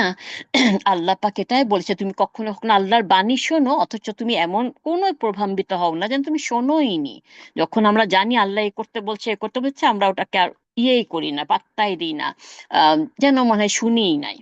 কল্যাণের যে মৌসুমগুলো আমাদের সামনে আসে, যে সিজন গুলা, রমজান মাস, রমজান মাস তো পুরাটাই সোয়াবের, প্লাস লাস্টে লাইলাতুল কদরের যে একটা রাত আছে সেটার কথা বলা হচ্ছে, শাওয়াল মাসের 6টা রোজা, জিলহজ মাসের প্রথম 10 দিনের ইবাদত, হজ বলেন যাই বলেন, এবং আরাফার রোজা বলেন, মহররম মাসের আশুরার রোজা বলেন, এই যে কল্যাণের মাসে আল্লাহ কিন্তু একদম 12 মাসে কিছু করতে বলছে না, মাঝে মাঝে এক একটা মাসে কিছু না কিছু ইবাদত আসতেছে, সেটা করতেছি নাকি করতেছি না, আমরা যথাযথ মূল্যায়ন করতে পারি নাই। এর থেকে শাস্তি আর কি হতে পারে? আমি রমজান মাস পেলাম, আমি রোজা রাখলাম হয়তো, বাট আর কিছুই করলাম না, অথচ রমজান মাসে কত কিছু আদায় করা যায়, কত গুণা মাফ করায় নেওয়া যায়, সবকিছু তো 700 গুণ পর্যন্ত বৃদ্ধি হয়, তাই না? আমরা এগুলা যদি জেনেও না জানি তখন কি, আল্লাহ এটা শাস্তি ছাড়া আর কি? আমাদের মাথার মধ্যে নেক কাজ করার চেষ্টাটা থাকে না, ভাবি এই আরো সময় আছে, আরো সময় আছে, আরো কোন সময় আছে, কোনো গ্যারান্টি আছে? এই যে আমি আপনাদেরকে বলছি আমি এটা শেষ করতে পারবো কিনা, এই হালাকাটা যে করছি এটা শেষ করতে পারবো কিনা, কোনো গ্যারান্টি নাই। হুম। তো এই জন্য শায়ক বলছে, তোমার কাছে এবাদত কি কি ভারী মনে হয়? তুমি কি আল্লাহর জিকির থেকে তোমার জিহ্বাকে গাফেল দেখোনি? তুমি কি প্রবৃত্তির সামনে দুর্বলতা অনুভব করো না? তুমি কি তোমার অন্তরকে সম্পদ, সম্মান, খ্যাতির ভালোবাসায় পূর্ণ পাওনি? মানে আল্লাহর খুশির চাইতেও বেশি সম্পদ পেলাম কিনা, টাকা পয়সা পেলাম কিনা, মানুষের কাছে সম্মান পেলাম কিনা, খ্যাতি পেলাম কিনা, এইগুলা নিয়ে যেন ব্যস্ত থাকছি। আহ উত্তম আদর্শের ব্যক্তিত্ব যাদের অনুসরণ করলে পুণ্য বৃদ্ধি পায়, আল্লাহর কথা মনে হয়, মনে করাই দেয়, সে তাদেরকে বাদ দিয়ে তুমি কি নষ্ট মডেল সেলিব্রিটিদের সংবাদ ফলো করতে গিয়ে সময় কাটাওনি? কে কি করলো, কোন নায়িকা কি করলো, কি খেলো, কোথায় শপিং করলো, কার সাথে কার ঝগড়াঝাটি হলো, কার সাথে প্রেম প্রীতি ডিভোর্স হলো, ওইগুলা দেখতে ভালো লাগে, তাই তো? এখানে সেটাই বলা হচ্ছে, যাদেরকে অনুসরণ করলে সওয়াব বৃদ্ধি পায়, আল্লাহর কথা মনে বেশি আসে, অনেক কিছু আখিরাত সম্বন্ধে জানতে পারি, সেইগুলা বাদ দিয়ে আমরা উল্টা দিকে অন্যান্য খবর ফলো করছি, যেগুলো আমাদের পাপ ছাড়া কিছু না, এটা শাস্তি ছাড়া আর কি। তারপর গীবত, চুগলখড়ি, মিথ্যা, এগুলা কি জিহ্বায় জিকিরের চেয়ে বেশি সহজ মনে হয়নি? বসে বসে জিকির করবেন 20 মিনিট, মানে ওরে বাবারে কি বড় কাজ! অথচ গীবত, হ্যাঁ জানেন না, 1 সেকেন্ডে আরাম করে জিহ্বাতে এত সহজ বার হয়ে গেল। আল্লাহ আমাদের রক্ষা করুক। আখেরাতে কোনো কাজে আসবে না এমন অনর্থক বিষয়ে কি আমরা নিজেদের ব্যস্ত করিনি? আখেরাতকে ভুলে দুনিয়াকে কি আমরা আমাদের চিন্তার কেন্দ্রে পরিণত করিনি? এগুলো সব আল্লাহর শাস্তি বিভিন্ন রূপে, আমরা বুঝলে বুঝলাম, না বুঝলে আমরা আরো হতভাগা, যে এইটুকুন বোঝার ক্ষমতা আমাদের নাই। তো সে একটা তারপর ছাত্রকে বলে, বৎস তুমি সতর্ক হও, তুমি মনে রাখবে আল্লাহ সবচাইতে হালকা শাস্তি হচ্ছে সম্পদ, সন্তান কিংবা স্বাস্থ্যের ব্যাপারে অনুভূতিশীল করে ফেলা। মানে হচ্ছে হঠাৎ করে মানুষ যখন সুস্থ থাকে তখন কিন্তু মাঝে মাঝে নফল রোজা, রাতের বেলা উঠে তাহাজ্জুদের নামাজ, নফল ইবাদত করতে পারে, করে না। আল্লাহ যখন প্রচন্ড অসুস্থতা দেয়, বড় কোনো অসুস্থতা, ক্যান্সার বা ওরকম খারাপ কিছু, তখন কিন্তু তার মাথাটা আউলায় যায়, তখন কিন্তু সে চেষ্টা করে আল্লাহর কাছে ফিরতে। তার আগে করেন আল্লাহ ওইটা পরীক্ষা, আল্লাহ পাক ওইটা পরীক্ষা করে হালকা শাস্তি দিয়ে, অথবা সন্তান হয়তো বকে গেল, অথবা কলবের ব্যাপারে অনুভূতি, অন্তরে অনুভূতিহীন হয়ে যাওয়া, ওই যে বললাম খুশু খুজু নাই, নামাজটা পড়ছি ঠিকই বাট কোনো খুশু খুজু নাই। এই জন্য দেখবেন একটু পরে 2 রাকাত পড়লাম না 3 রাকাত পড়লাম না 4 রাকাত পড়লাম, নামাজের মধ্যে মাথা এটা হবেই হবে। আমি জানি না আপনাদের হয় কিনা, হয়তো হয় না, বাট আমার এরকম খুবই বেড়ে গেছে, আল্লাহ মাফ করুক। আমরা আল্লাহর কাছে নিরাপত্তা প্রার্থনা করছি। আহ এখন বর্তমানে যে খেলা চলছে সে খেলার কথাই ধরুন, যখন কোনো নামাজ আজান দেওয়া হয়, অনেকে একটু নামাজ পড়তে না যে অপেক্ষায় থাকে, খেলা দেখতে থাকে, আর অপেক্ষায় থাকে কখন একটু বিরতি হবে। যখন একটু বিরতি হবে অ্যাড দেখাতে থাকে, তখন দৌড়ে নামাজ পড়তে যায়। তাহলে কোনটাকে ফার্স্ট প্রায়োরিটি দেওয়া হলো? খেলাটাকে দেওয়া হলো, তাই না? আল্লাহ সব ধরনের উপকরণ আমাদের সরবরাহ করেছেন যেন আমরা হেদায়েত পেতে পারি, এই জীবনটা ব্যবহার করে চিরস্থায়ী জান্নাত অর্জন করতে পারি। কিন্তু আমরা কি করছি? ক্ষণস্থায়ী দুনিয়ার ভোগ বিলাসের মাঝেই নিজেদের ডুবিয়ে রাখছি। আমাদের কাছে আছে কোরআন, আমাদের কাছে আছে হাদিস, রাসূলের শিক্ষা। ওহ, কি হচ্ছে বাইরে? হঠাৎ করে বৃষ্টি নামছে। বাহ, বিসমিল্লাহ, মানে কোথায় বলতেছিলাম তাও তো ভুলে গেলাম। আচ্ছা, আমরা সব ধরনের উপকার আল্লাহ আমাদের হেদায়েত পেতে সরবরাহ করেছেন। আমাদের উচিত হচ্ছে চেষ্টা করা। আল্লাহ আমাদের দৃষ্টি শক্তি দিয়েছে, শ্রবণ শক্তি দিয়েছে। একটা সেকেন্ড, কি কি সব আজকে আওয়াজ হচ্ছে, পিকুলিয়ার পিকুলিয়ার, সরি। আল্লাহ আমাদেরকে সুযোগ দিয়েছেন, হ্যাঁ, এই সুযোগটা আমাদের খালি কাজে লাগাতে হবে। সুযোগটা আল্লাহ বারবার দিচ্ছেন, বারবার দিচ্ছেন। আল্লাহ আমাদের ভালোবাসেন। আল্লাহ কোরআনে বলেছেন তোমাদেরকে শাস্তি দিয়ে আল্লাহ কি করবেন? আল্লাহ খারাপ হওয়াটা পছন্দ করেন না। তো দোষটা কার? আমার নিজের, আমি সে মানুষ হতে পারছি না। তো জীবনটা আমাদের একটা উপহার, জীবন একটা মাত্র জীবন এনজয় করে নাও এটা না, জীবনটা আমাদের একটা উপহার। কারণ এই জীবনে আল্লাহর কথা মতো চললে আমাদের জন্য আছে অকল্পনীয় সুখের জান্নাত। ভোগ বিলাস আনন্দ ফুর্তি এগুলা করতে পারবো আজীবন, আল্লাহ পাকের সন্তুষ্টি পাবো, তিনি কোনোদিন জান্নাতবাসীর উপর অসন্তুষ্ট হবেন না। পৃথিবীর গাছপালা পশু পাখি এদের তো আর জান্নাতে যাওয়ার সুযোগ নেই, কিন্তু মানুষের আছে। তাই মহা সুযোগটাকে কাজে লাগানো আমাদের উচিত।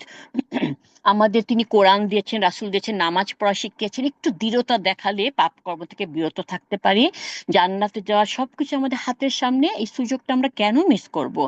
এই আয়াতটা মনে রাখার চেষ্টা করবো আমরা। সূরা বানিয়ার আয়াত নাম্বার 5, এখানে বলা হয়েছে তাদেরকে এছাড়া অন্য কোনো হুকুমই দেওয়া হয়নি যে তারা আল্লাহর ইবাদত করবে খাঁটি মনে, একনিষ্ঠভাবে তার আনুগত্যের মাধ্যমে, আর তারা নামাজ প্রতিষ্ঠা করবে আর জাকাত দিবে। আর এটাই সঠিক সুদৃঢ় দিন। হ্যাঁ, সুতরাং জাস্ট খাঁটি মনে আমরা আল্লাহর ইবাদত করতে থাকি। চলুন দৈনিক নামাজগুলো ঠিক মতো আদায় করি, আল্লাহর পথে দান সাদাকা করি, টাকা পয়সা ইনকামের ক্ষেত্রে সৎ থাকার চেষ্টা করি, বিপদ এলে আল্লাহর পুরস্কারের আশায় সবুর করার, ধৈর্য ধরার চেষ্টা করব, বিনয়ী মানুষ হিসেবে জীবনযাপন করব, কি করে অন্য মানুষকে একটু হেল্প করা যায় সেই চেষ্টা করব। যারা ভাবছেন জীবনে বিশাল একটা সময় পার করে ফেলেছে, পরকালের জন্য কিছুই করেনি, হতাশ হবেন না। সময় এখনো আছে, শয়তান আমাদেরকে হতাশ করে দেয়। আপনারা জানেন আবু বকর রাদিয়াল্লাহু তাআলা আনহু ইসলাম গ্রহণ করে সম্ভবত 38 বছর বয়সে, 63 বছর বয়সে উনি মারা যান। তাহলে 38 থেকে 63 কত বছর হলো? এই অল্প সময়ে উনি ইসলাম দিয়ে এমন এমন ভালো কিছু করেছেন, উম্মার সবচাইতে সেরা ব্যক্তিতে পরিণত হয়েছে।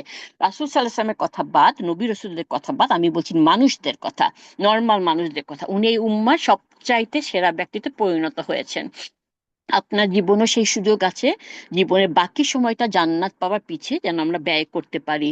হ্যাঁ, যেমন একটা গল্প পড়লাম, একটা লোক, আমি, সে যে এলাকায় থাকে সেই এলাকায় একটা ফ্ল্যাট বানাচ্ছে, বিদেশে ছিল অনেক বছর লোকটা, খুবই সুন্দর করে মনোযোগ দিয়ে বিদেশি স্টাইলে ফ্ল্যাট বানিয়েছে। তো পাশে যে লোকটা থাকে সে ফ্ল্যাটটা চোখের সামনে বানাতে দেখলো, একটু একটু করে একটু একটু করে কয়েক বছরের ফ্ল্যাটটা খুবই সুন্দরভাবে হয়ে গেল। তো একদিন নামাজ পড়তে যাচ্ছে, সেই লোকটার সাথে দেখা হয়ে গেল, ফ্ল্যাটের মালিকের সাথে। বলল, কি কেমন আছেন, আপনার তো ফ্ল্যাট কমপ্লিট হয়ে গেছে, কবে উঠবেন? লোকটা কেঁদে দিল, বলল আমি ফ্ল্যাটটা বিক্রি করে দিচ্ছি। বলছি, বিক্রি করে দিচ্ছেন মানে? আপনি নিজে এসে তদারক করতেন, আপনার ওয়াইফ এসে দেখতো, এত যত্ন করে করলেন, তা বিক্রি করছেন কেন? লোকটা বলল তার ক্যান্সার ধরা পড়েছে, স্টেজ 4। বড় জোর ডাক্তার বলছে 3 মাস সময় আছে।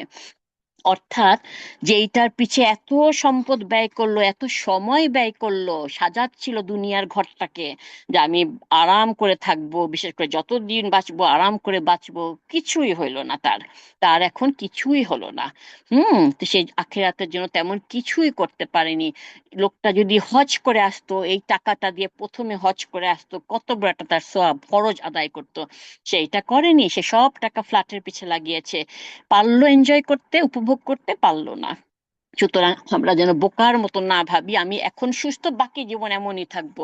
আমার ফ্রেন্ড ক্রিসের কথা বারবার চলে আসতেছে, কারণ ওর নাম ওকে আপনারা অনেকে চিনেন। ডিসেম্বরে তার অ্যাক্সিডেন্ট হয়ে বুকের নিচ থেকে প্যারালাইজ, আজীবনের জন্য প্যারালাইজড হয়ে গেছে। তো চিন্তা করি কত সেকেন্ডে মানুষের জীবনটা পাল্টায় যেতে পারে। তাই আমরা চেষ্টা করব যেন জীবনটা ভালোভাবে কাটাতে আর জান্নাতে যাওয়ার মতন কাজ করতে। সূরা মুনাফিকুনে এসেছে, আমি তাদেরকে যে রিজিক দিয়েছি তা থেকে যেন তারা ব্যয় করে তোমাদের কারো মৃত্যু আসার পূর্বে। কেননা তখন সে বলবে, হে আমার রব, যদি আপনি আমাকে আরো কিছু কাল পর্যন্ত অবকাশ দিতেন, সময় দিতেন, আমি তাহলে দান সাদাকা করতাম আর সৎ লোকদের অন্তর্ভুক্ত হতাম। আর আল্লাহ কখনো কোনো প্রাণকে অবকাশ দিবেন না, যখন তার নির্ধারিত সময় এসে যাবে। আর তোমরা যা করো আল্লাহ সে সম্পর্কে সম্মুখ সবই জানেন। মানে তখন আর আল্লাহ ফিরত ফেরত পাঠাবেন না, দুনিয়াতে আর ফেরত পাঠাবেন না, আপনার টাইম আপ। যা করার এখনই করবেন, তখন আর আসতেও দিবে না, এসে সৎ কাজ করতেও দিবে না। দান সাদাকা ছাড়াও জাকাত যেটা ফরজ সেইটাও অনেকে ঠিক মতন করেন না। তো আল্লাহ পাক তখন আর সময় দিবেন না। তাই নির্ধারিত সময়টা আসার আগে চলুন আল্লাহর দিকে আমরা ফিরে আসি। আমাদের আশেপাশে যেসব সৎকর্মশীলরা আছেন তাদেরকে ফলো করার চেষ্টা করি। নাজাত পাওয়ার জন্য, জান্নাত পাওয়ার জন্য নিজের জীবন উৎসর্গ করে দিই। আমাদের মধ্যে একটা দুঃখজনক ব্যাপার হলো, অনেকে অভিযোগ করি আমরা যে অমুসলিমরা ইসলামকে আক্রমণ করে, রাসূল সাল্লাল্লাহু আলাইহি ওয়াসাল্লামকে নিয়ে আজে বাজে কথা বলে, কোরআন পোড়াচ্ছে, এদিকে সেদিকে কোরআন পোড়াচ্ছে, সবই জানেন। পরশুদিনই তো মলের মধ্যে একটা মুসলিমকে পিটায় মারা হলো, 16 বার ছুরির আঘাত। কেন? কারণ সে মুসলমান। লোকটা স্বীকার করেছে, যাকে ধরেছে বলো মুসলমান বলে আমাকে দেখতে পারি না। তো এই হলো অবস্থা। তো ইসলামকে আক্রমণ করে, এগুলা নিয়ে আমরা এত বিজি। কোরআন সম্পর্কে অমুসলিমরা ভয়ানক কথা বলে, রাসূল সাল্লাল্লাহু আলাইহি ওয়াসাল্লাম আয়েশা রাদিয়াল্লাহু আনহাকে বিয়ে করা নিয়ে আজে বাজে কথা বলে। কিন্তু সমস্যা কিন্তু এটা না, সমস্যা হচ্ছে আমরা কোরআন ঠিক মতো শিখি না, মানুষকে বলতেও পারি না, সে অনুযায়ী জীবন আশা চালিত করতে পারি না। তাহলে আমরা কাফেরদের কাছ থেকে কি আশা করব? কাফেররা তো তাই করবে যা তাদের করার কথা, ইসলামকে হেট করা, কোরআন হেট করা, রাসূল সাল্লাল্লাহু আলাইহি ওয়াসাল্লামকে হেট করা, ওরা তাই করতেছে। ওদের যা করার কথা তাই করতেছে। আমাদের যেটা করার কথা আমরা সেটা করছি না, আমরা সেটা করছি না। যখনই রাসূল সাল্লাল্লাহু আলাইহি ওয়াসাল্লামকে কেউ খারাপ কথা বলে বা কোরআন পোড়ায়, তখন আমাদের ভালোবাসা এত জেগে উঠে, আমরা তখন কি করতেছি? ভাঙচুর করতেছি, আগুন লাগাই দিচ্ছি। কি অদ্ভুত অবস্থা! এগুলি কি করতে বলা হয়েছে? যখন মসজিদ নববী ছিল, যখন প্রথম বানিয়েছিল, কিছুই তো না, খুঁটি দিয়ে মাথার উপর খেজুর গাছের ছাল, এটাই তো ছিল, আর তো কিছু ছিল না। যখন ওরকম মসজিদ ছিল, একজন ইহুদি বুঝতে পারে নাই যেটা মসজিদ, সে ওখানে এসে দাঁড়ায় পেশাব করে দিল। সাহাবীরা উঠে তাকে মারতে গেল, রাসূল সাল্লাল্লাহু আলাইহি ওয়াসাল্লাম তাদেরকে থামালেন, বললেন তাকে তার কাজ শেষ করতে দাও। লোকটা যখন শেষ করে চলে গেল, তখন রাসূল সাল্লাল্লাহু আলাইহি ওয়াসাল্লাম বললেন সেখানে এক বালতি পানি ঢেলে দাও। সুবহান আল্লাহ, সুবহান আল্লাহ! আমরা কি করি? তাকে পিটায় পুটায় গাছের ডালে ঝুলাইতেছি। কিছুদিন আগে একজন লোক বাংলাদেশে দেখলাম, হিন্দু লোককে এত মায়া লাগছে, কারণ লোকটা যে সত্যি এই খারাপ কথা বলছে তার কোনো গ্যারান্টি নাই। কোনো আহ দেশে আইন ফলো করা হলো, একটা লোক খালি বলছে ও ইসলামের খারাপ, অমনি গাছে ঝুলাই দিল মেরে। অদ্ভুত ব্যাপার! আল্লাহ আমাদের সব পাপ থেকে যেন বাঁচায় রাখে, আমিন সুম্মা আমিন। যদি কোনো মুসলিম বাচ্চাকে আমরা জিজ্ঞেস করি আল্লাহ কোরআনে কি বলেছে বলো তো, বা আল্লাহকে, তারা কি বলবে জানেন? তারা বলবে বেশিরভাগ জিনিসই কোরআনে হারাম হারাম হারাম। আল্লাহ খুব রাগ করেন, আল্লাহ অনেক জাতি ধ্বংস করে দিয়েছেন। আল্লাহ, আমরা ছোটবেলা থেকে বাচ্চাকে বলি এটা করবা না, আল্লাহ অনেক রেগে যাবে, নামাজ পড়ছো না, নামাজ না পড়লে আল্লাহ কিন্তু অনেক রাগ করবেন, আল্লাহ কিন্তু শাস্তি দিবেন। আমরা এগুলি বলে বলে ওদের সামনে একটা রাগী একটা স্রষ্টার ধারণা দিয়ে দিচ্ছি। আল্লাহ মানে রাগী কেউ একজন, আমরা এরকম করছি, তাই না? কারণ হচ্ছে আমাদের মধ্যে আহ, ইলমের ইলমের অভাব আমাদের মধ্যে। হ্যাঁ, তিনি কোরআনে কিছু শাস্তির বর্ণনা দিয়েছেন, যেসব শাস্তি দেখায় খুব ভয় লাগে, পিতামাতা যেন একদম আর রেটেড মনে হয়, তাই না? মানুষকে জীবিত পোড়ানো হবে, তাদের চামড়া পুরা গায়েব হয়ে গেলে আল্লাহ আবার নতুন করে চামড়া দিবে, যেন আরো শাস্তি পেতে পারে, শরীরটাকে আরো বড় করে দেওয়া হবে। এরকম এরকম বর্ণনা ভরা, ফুটন্ত পানি, ফুটন্ত রক্তপুঁজ মুখের মধ্যে ঢেলে দেওয়া হচ্ছে, তাদের তৃষ্ণা পেলে তাদেরকে এটা দেওয়া হবে, যক্ষুম বৃক্ষ যেটা সাদান গাছে বিরাট বিরাট কাঁটা এক একটা, খিদা লাগলে সেটা খেতে দেওয়া হবে, এত ক্ষুধার্ত থাকবে সেই কাঁটা তারা খাওয়ার চেষ্টা করবে। এইসব ভয়ানক ভয়ানক ঘটনা পড়লে তখন আমাদের কোরআনের প্রতি ভালোবাসাটা চাইতে ভয়টা বেড়ে যায়, যেন মুভির চাইতে খারাপ মনে হয়। এই বর্ণনাগুলো ভয়ানক ঘটনা, কোরআন শাস্তিগুলো আসলে কঠিন, খুবই কঠিন। আরো বড় হলো যে কোরআনের ভয়ানক বর্ণনা সূরা রহমানে আছে, অথচ সূরাটির নাম শুরু হয়েছে কি দিয়ে? হে, সূরাটা শুরু হয়েছে আর রহমান, সূরার নামই হচ্ছে আর রহমান। প্রথম লাইন আয়াতটা আর রহমান, মানে আল্লাহ প্রচন্ড দয়াময়। তো তাই যদি হয় আল্লাহ এসব শাস্তির কথা কেন বলেন? এটাই আমাদের সমস্যা, আমরা বুঝতে চেষ্টা করি না। আমাদেরকে বুঝতে হবে যে আল্লাহ পাক কি বলেছেন। এই সূরার বাকি পুরাটা পড়ার চেষ্টা করবে, আল্লাহ পাকের ভালোবাসা সম্পূর্ণ বর্ণনা করা হয়েছে। এবং জাহান্নাম নিয়ে যে কথা বলেছেন তখন সেটাও তিনি ভালোবাসা থেকেই করেছেন। উনি বলেছেন তোমাদের শাস্তি দিয়ে আল্লাহ কি করবেন, সুবহানাল্লাহ। আল্লাহ পাক কিছু শাস্তির বর্ণনা দিয়েছেন যেন আমরা জাহান্নাম থেকে বেঁচে থাকার চেষ্টা করি, আমরা যেন জান্নাতে যাওয়ার চেষ্টা করি। যদি এগুলি কিছু না থাকতো, সুদের কথা, তাহলে তো মানুষ সুদ খেত। খুন করলে, একজনকে খুন করলে পুরা হিউম্যানিটি খুন করলা, সেটা যদি না থাকতো আমরা তো তাহলে খুন খারাপিকে ডাল ভাত বানাই ফেলতাম, তাই না? এই রকম যে নিয়ম কানুন গুলা, এগুলার পিছে কত কারণ আছে দেখেন চিন্তা করে। এই যে রজমের কথা, এটা এখন আজকাল আর এসব অমুসলিম কান্ট্রিতে তো নাই, মুসলিম কান্ট্রিতে হয়তো থাকতে পারে। রজম, কেউ ব্যভিচার করলে, অ্যাডাল্টারি করলে যে বুক পর্যন্ত পাথর দিয়ে গেঁথে পাথর ছুঁড়ে মারা হয়, কি ভয়ঙ্কর আমাদের কাছে লাগে। বাট এটা আপনারা একটু চিন্তা করে দেখেন, দুইটা ফ্যামিলি, আপনি আপনার নিজের ফ্যামিলিটা ধরেন, আপনি আপনার নিজের ফ্যামিলিটাই ধরেন, আপনার ফ্যামিলিতে আমি নাক গলালাম, আমি ঢুকে পড়লাম, আপনার সংসার অতিষ্ঠ করে দিলাম, সংসার ভেঙে যাবে, কতগুলি মানুষ তার সাথে জড়িত, ছেলে মেয়ে, মা বাবা, ভাই বোন, এই সংসারটা আমি যে ভেঙে দিলাম, আমি কি ভালো কাজ করলাম? ভালো কাজ করলাম না। যদি এটা যদি কোনো শাস্তির বর্ণনা না থাকতো, বলা না হতো, তাহলে আমরা এগুলা অমুসলিম খ্রিস্টানদের চাইতো, পাশ্চাত্যদের চাইতো বেশি করে করতাম, তাই না? এই জন্য আল্লাহ পাক বর্ণনাগুলা করেছেন। তো উম, ভালোবাসা নিয়ে কথা বলতে গেলে আল্লাহ জাহান্নাম নিয়ে কেন বলেন, এটা আমাদের মধ্যে আসে। বা আল্লাহ সম্পর্কে আমাদের আকীদার ইমানটা আগে ঠিক করতে হবে, জানতে হবে আল্লাহ আমাদের জন্য কেন বলছেন। এই আলোচনাটা এসেছে সূরা ফাতিহাতেও। সূরা ফাতিহা আল্লাহ নিজের পরিচয় করে দিতে যেসব গুণাবলী বর্ণনা করেছেন তা হচ্ছে রব, আর রহমান, আর রাহিম, মালিক ইয়াউমিদ্দিন, মানে প্রচন্ড দয়ালু, করুণাময়, বিচার দিবসের মালিক। আল্লাহ প্রচন্ড দয়াময়, এই বিষয়ে জ্ঞান ছাড়া, ঈমান ছাড়া কখনো ঈমানের আস্বাদন করতে পারবেন না। এটা যদি আপনারা তাফসীর শুনেন তাইলে অনেক কিছু জানতে পারবেন। কোরআন হচ্ছে একটা শিক্ষকের মতন, আল্লাহ আমাদের শিক্ষা দিচ্ছেন, যিনি প্রচন্ড দয়াময়। আপনারা কি জানেন জান্নাতে প্রবেশের জন্য 8টি গেট রয়েছে, আর জাহান্নামের গেট রয়েছে 7টি। তো আমরা জানি জান্নাতে চেয়ে জাহান্নামে বেশি মানুষ যাবে, তাহলে জাহান্নামের গেট কম কেন আর জান্নাতের গেট বেশি কেন? আমাদের স্কলাররা বলেছেন যে এটা হলো ইঙ্গিত করার জন্য যে আল্লাহর দয়া সব সময় তার ক্রোধের উপর বিজয়ী, এটা আল্লাহ আরশের কাছেও লেখা আছে। আল্লাহ আজওয়াজাল হলেন আর রহমান এবং আর রহিম। জান্নাতের পথে চলা সহজ, পথের সংখ্যাও বেশি, আপনার জন্য উন্নত, উত্তম, মানুষকে আশাবাদী করে তোলা, মানুষকে জান্নাতে প্রবেশের জন্য প্ররোচিত করা। যে দেখো জান্নাতে রয়েছে 8টি দরজা, 8টি দরজা, 8টি দরজা কোনো না কোনো একটাতে দিয়ে প্রবেশ করতেই পারবে। আশা হারিয়ে ফেলো না, ব্যাপারটা হলো দিন শেষে মানুষকে আশা এবং আল্লাহর করুণা দেখানো, আল্লাহর সম্বন্ধে ভালো ধারণা পোষণ করা। আল্লাহ এত সহজ করা সত্ত্বেও আমরা ধর্মের প্রতি পিঠ দেখিয়ে অন্যদিকে চলে যাই, আমাদের কাছে ধর্মটা অনেক কঠিন লাগে, অনেক কঠিন লাগে। ভালো মতো জীবন নিয়ে আমরা ভাবি না, ভাবলে এমন হতো না। অধিকাংশ মানুষ আমরা শেষ বিচারের দিনে সাক্ষাৎটার কথা ভুলে দুনিয়ার জীবনে পড়ে থাকি।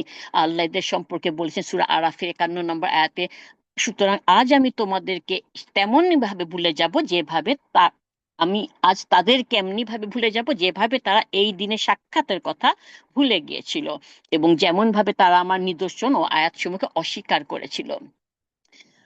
সূরা ইমরানের আয়াত নাম্বার 151 থেকে 191 থেকে 192 আল্লাহ বলেছেন, নিশ্চয়ই আসমান সমূহ জমিনের সৃষ্টি এবং রাত ও দিনের বিবর্তনের মধ্যে রয়েছে বিবেক সম্পন্নদের জন্য বহু নিদর্শন।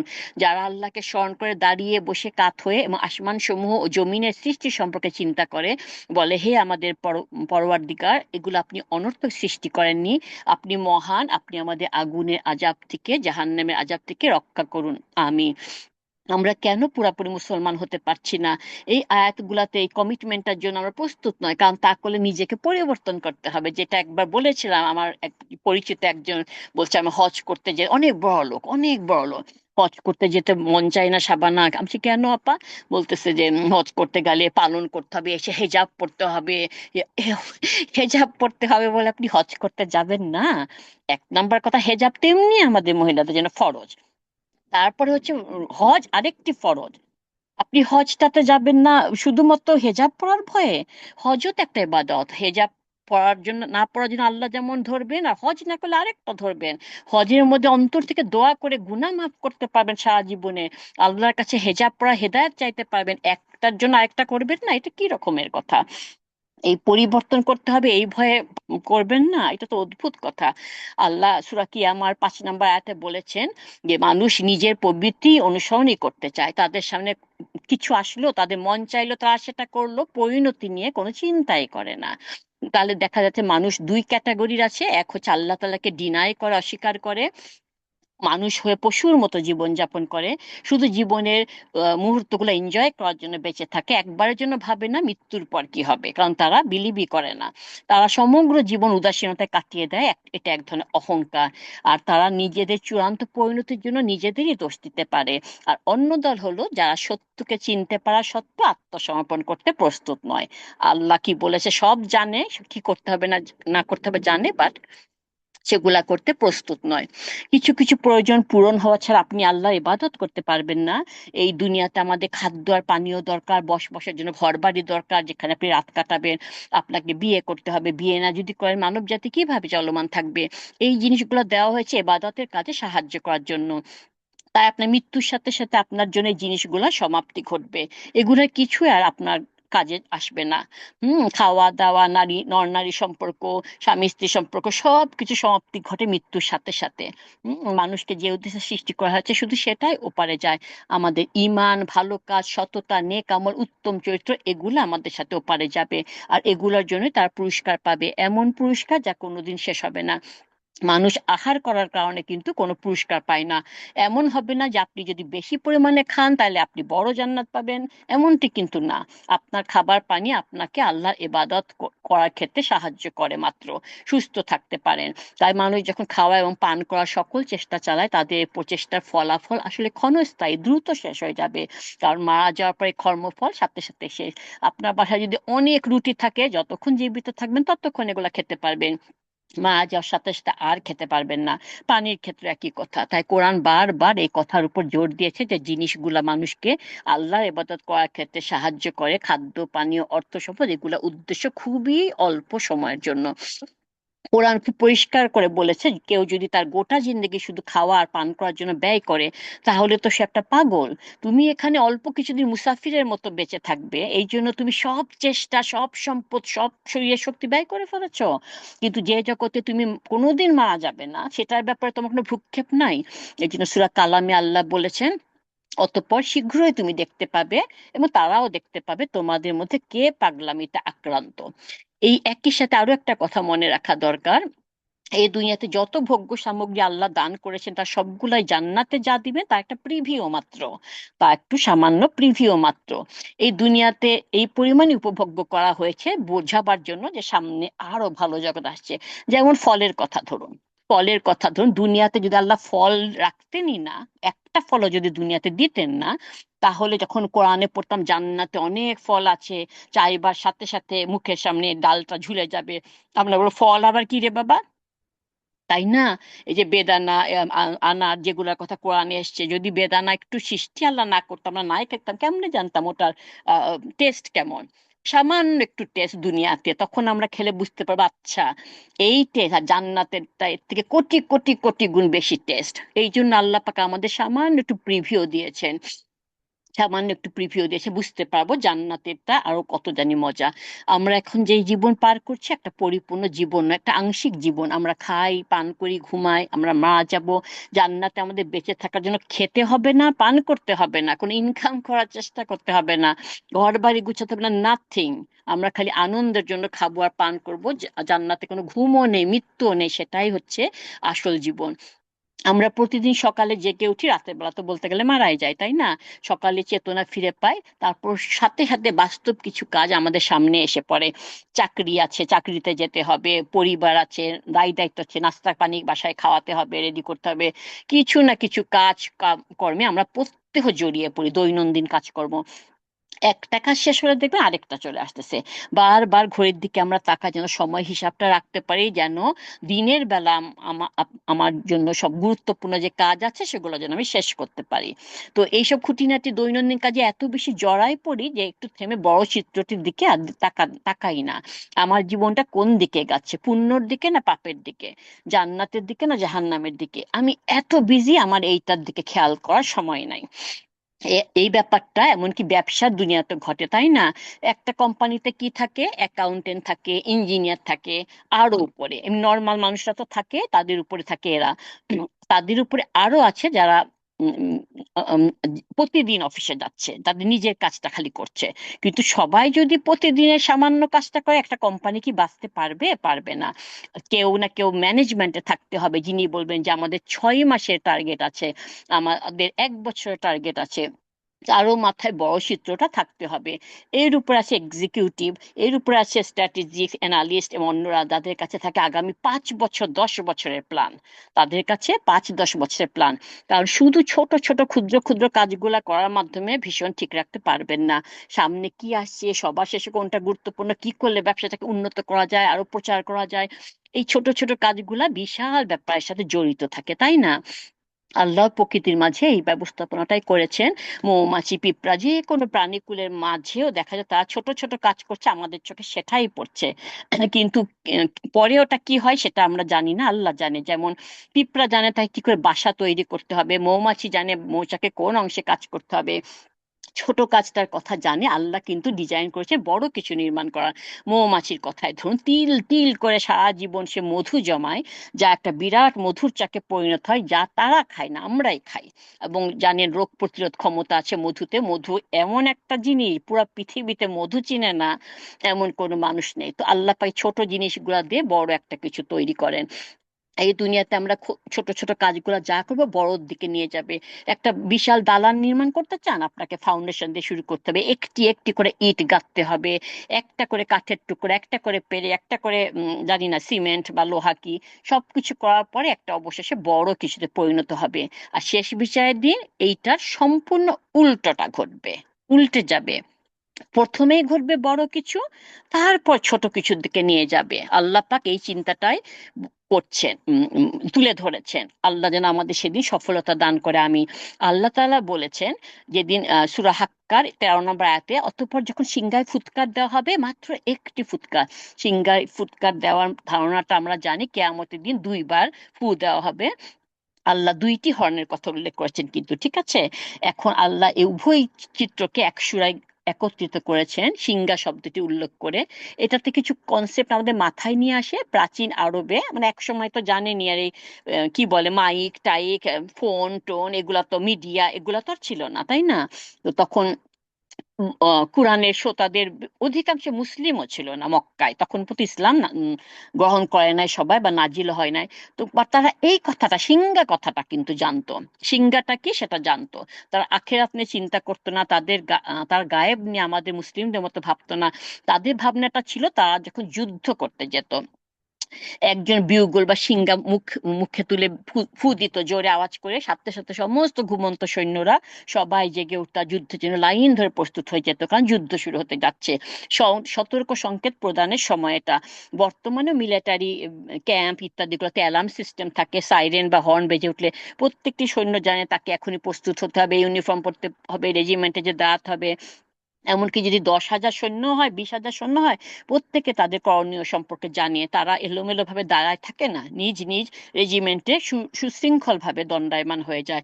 ফায়ার ডিপার্টমেন্টের কথাও তাই, কোনো ইয়ে পাওয়ার সাথে সাথে ফায়ারের কথা জানে, তারা 1 সেকেন্ডে জানে কোন জামা পরতে, কোনটা পরতে হবে, কি পরতে হবে, কোন গাড়ি স্টার্ট দিতে হবে, সবকিছু তারা রেডি হয়ে থাকে। তারা জানে কিসের জন্য রেডি হয়ে থাকতে হয়।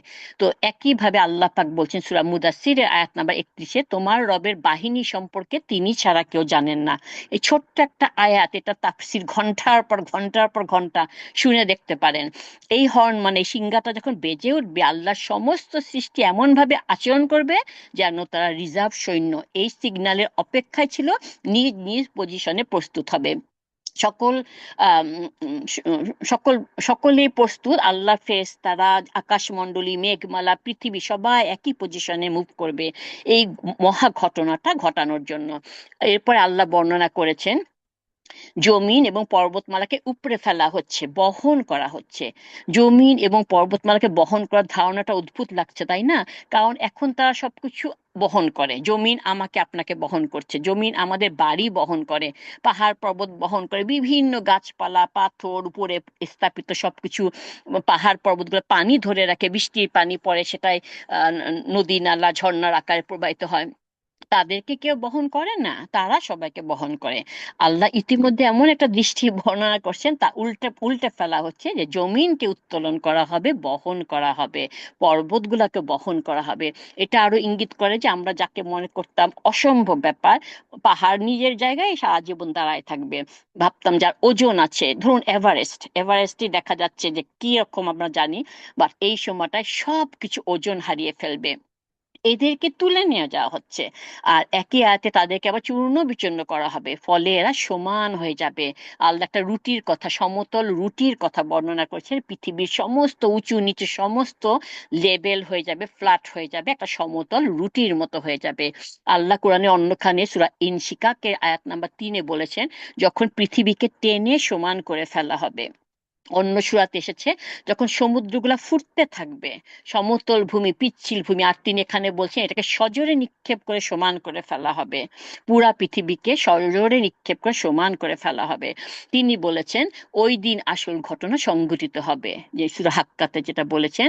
আবার সূরা আল ওয়াকিয়াতে তিনি বলেছেন, ওয়াকি শব্দের অর্থ হচ্ছে ভারী বা ওজন। ওই দিনকে আল্লাহ বলছেন সমস্ত ভারী ওজনের পতন ঘটানো হবে। এটি অদৃশ্য জগৎ থেকে চূড়ান্ত বাস্তবতা পতিত হওয়ার বা ঘটার এক অভিব্যক্তি। কারণ সত্য সবসময় ওজনদার হয়, গুরুতর হয়, মিথ্যা হয় ওজনহীন ফাঁকা। আল্লাহ বলছেন তখন ওজনদার সত্য ড্রপ করা হবে, অর্থাৎ চূড়ান্ত বাস্তবতা আমরা দেখতে পাবো। অতঃপর আকাশকে ছিঁড়ে খুলে ফেলা হবে। ইনশিকাক শব্দটি ব্যবহার করা হয় যখন একটা কাপড় নিয়ে মাঝখান থেকে ছিঁড়ে ফেলা হয় টান দিয়ে, তো মাঝখানটা ছিঁড়ে আকাশটাকে ছিঁড়ে ফেলা হবে, এটাই হচ্ছে ইনশিকা। আল্লাহ এই শব্দটি ব্যবহার করছে আকাশের অবস্থা বর্ণনা করার জন্য, যে এটা সেদিন খুলে যেতে শুরু করবে। প্রাচীন যুগে যখন সেনাবাহিনী কোনো শহর জয় করতে যেত, দেখা যেত প্রাচীন শহরগুলা চারিপাশে বিশাল দেয়াল তুলে প্রতিরক্ষার ব্যবস্থা করা হতো। এখনকার মতো তা ইলেকট্রিসিটি, অ্যালার্ম সিস্টেম, হেন তেন এগুলা তো নাই, তাই না? প্রশিক্ষণপ্রাপ্ত K9 এগুলা তো তখন আর ছিল না।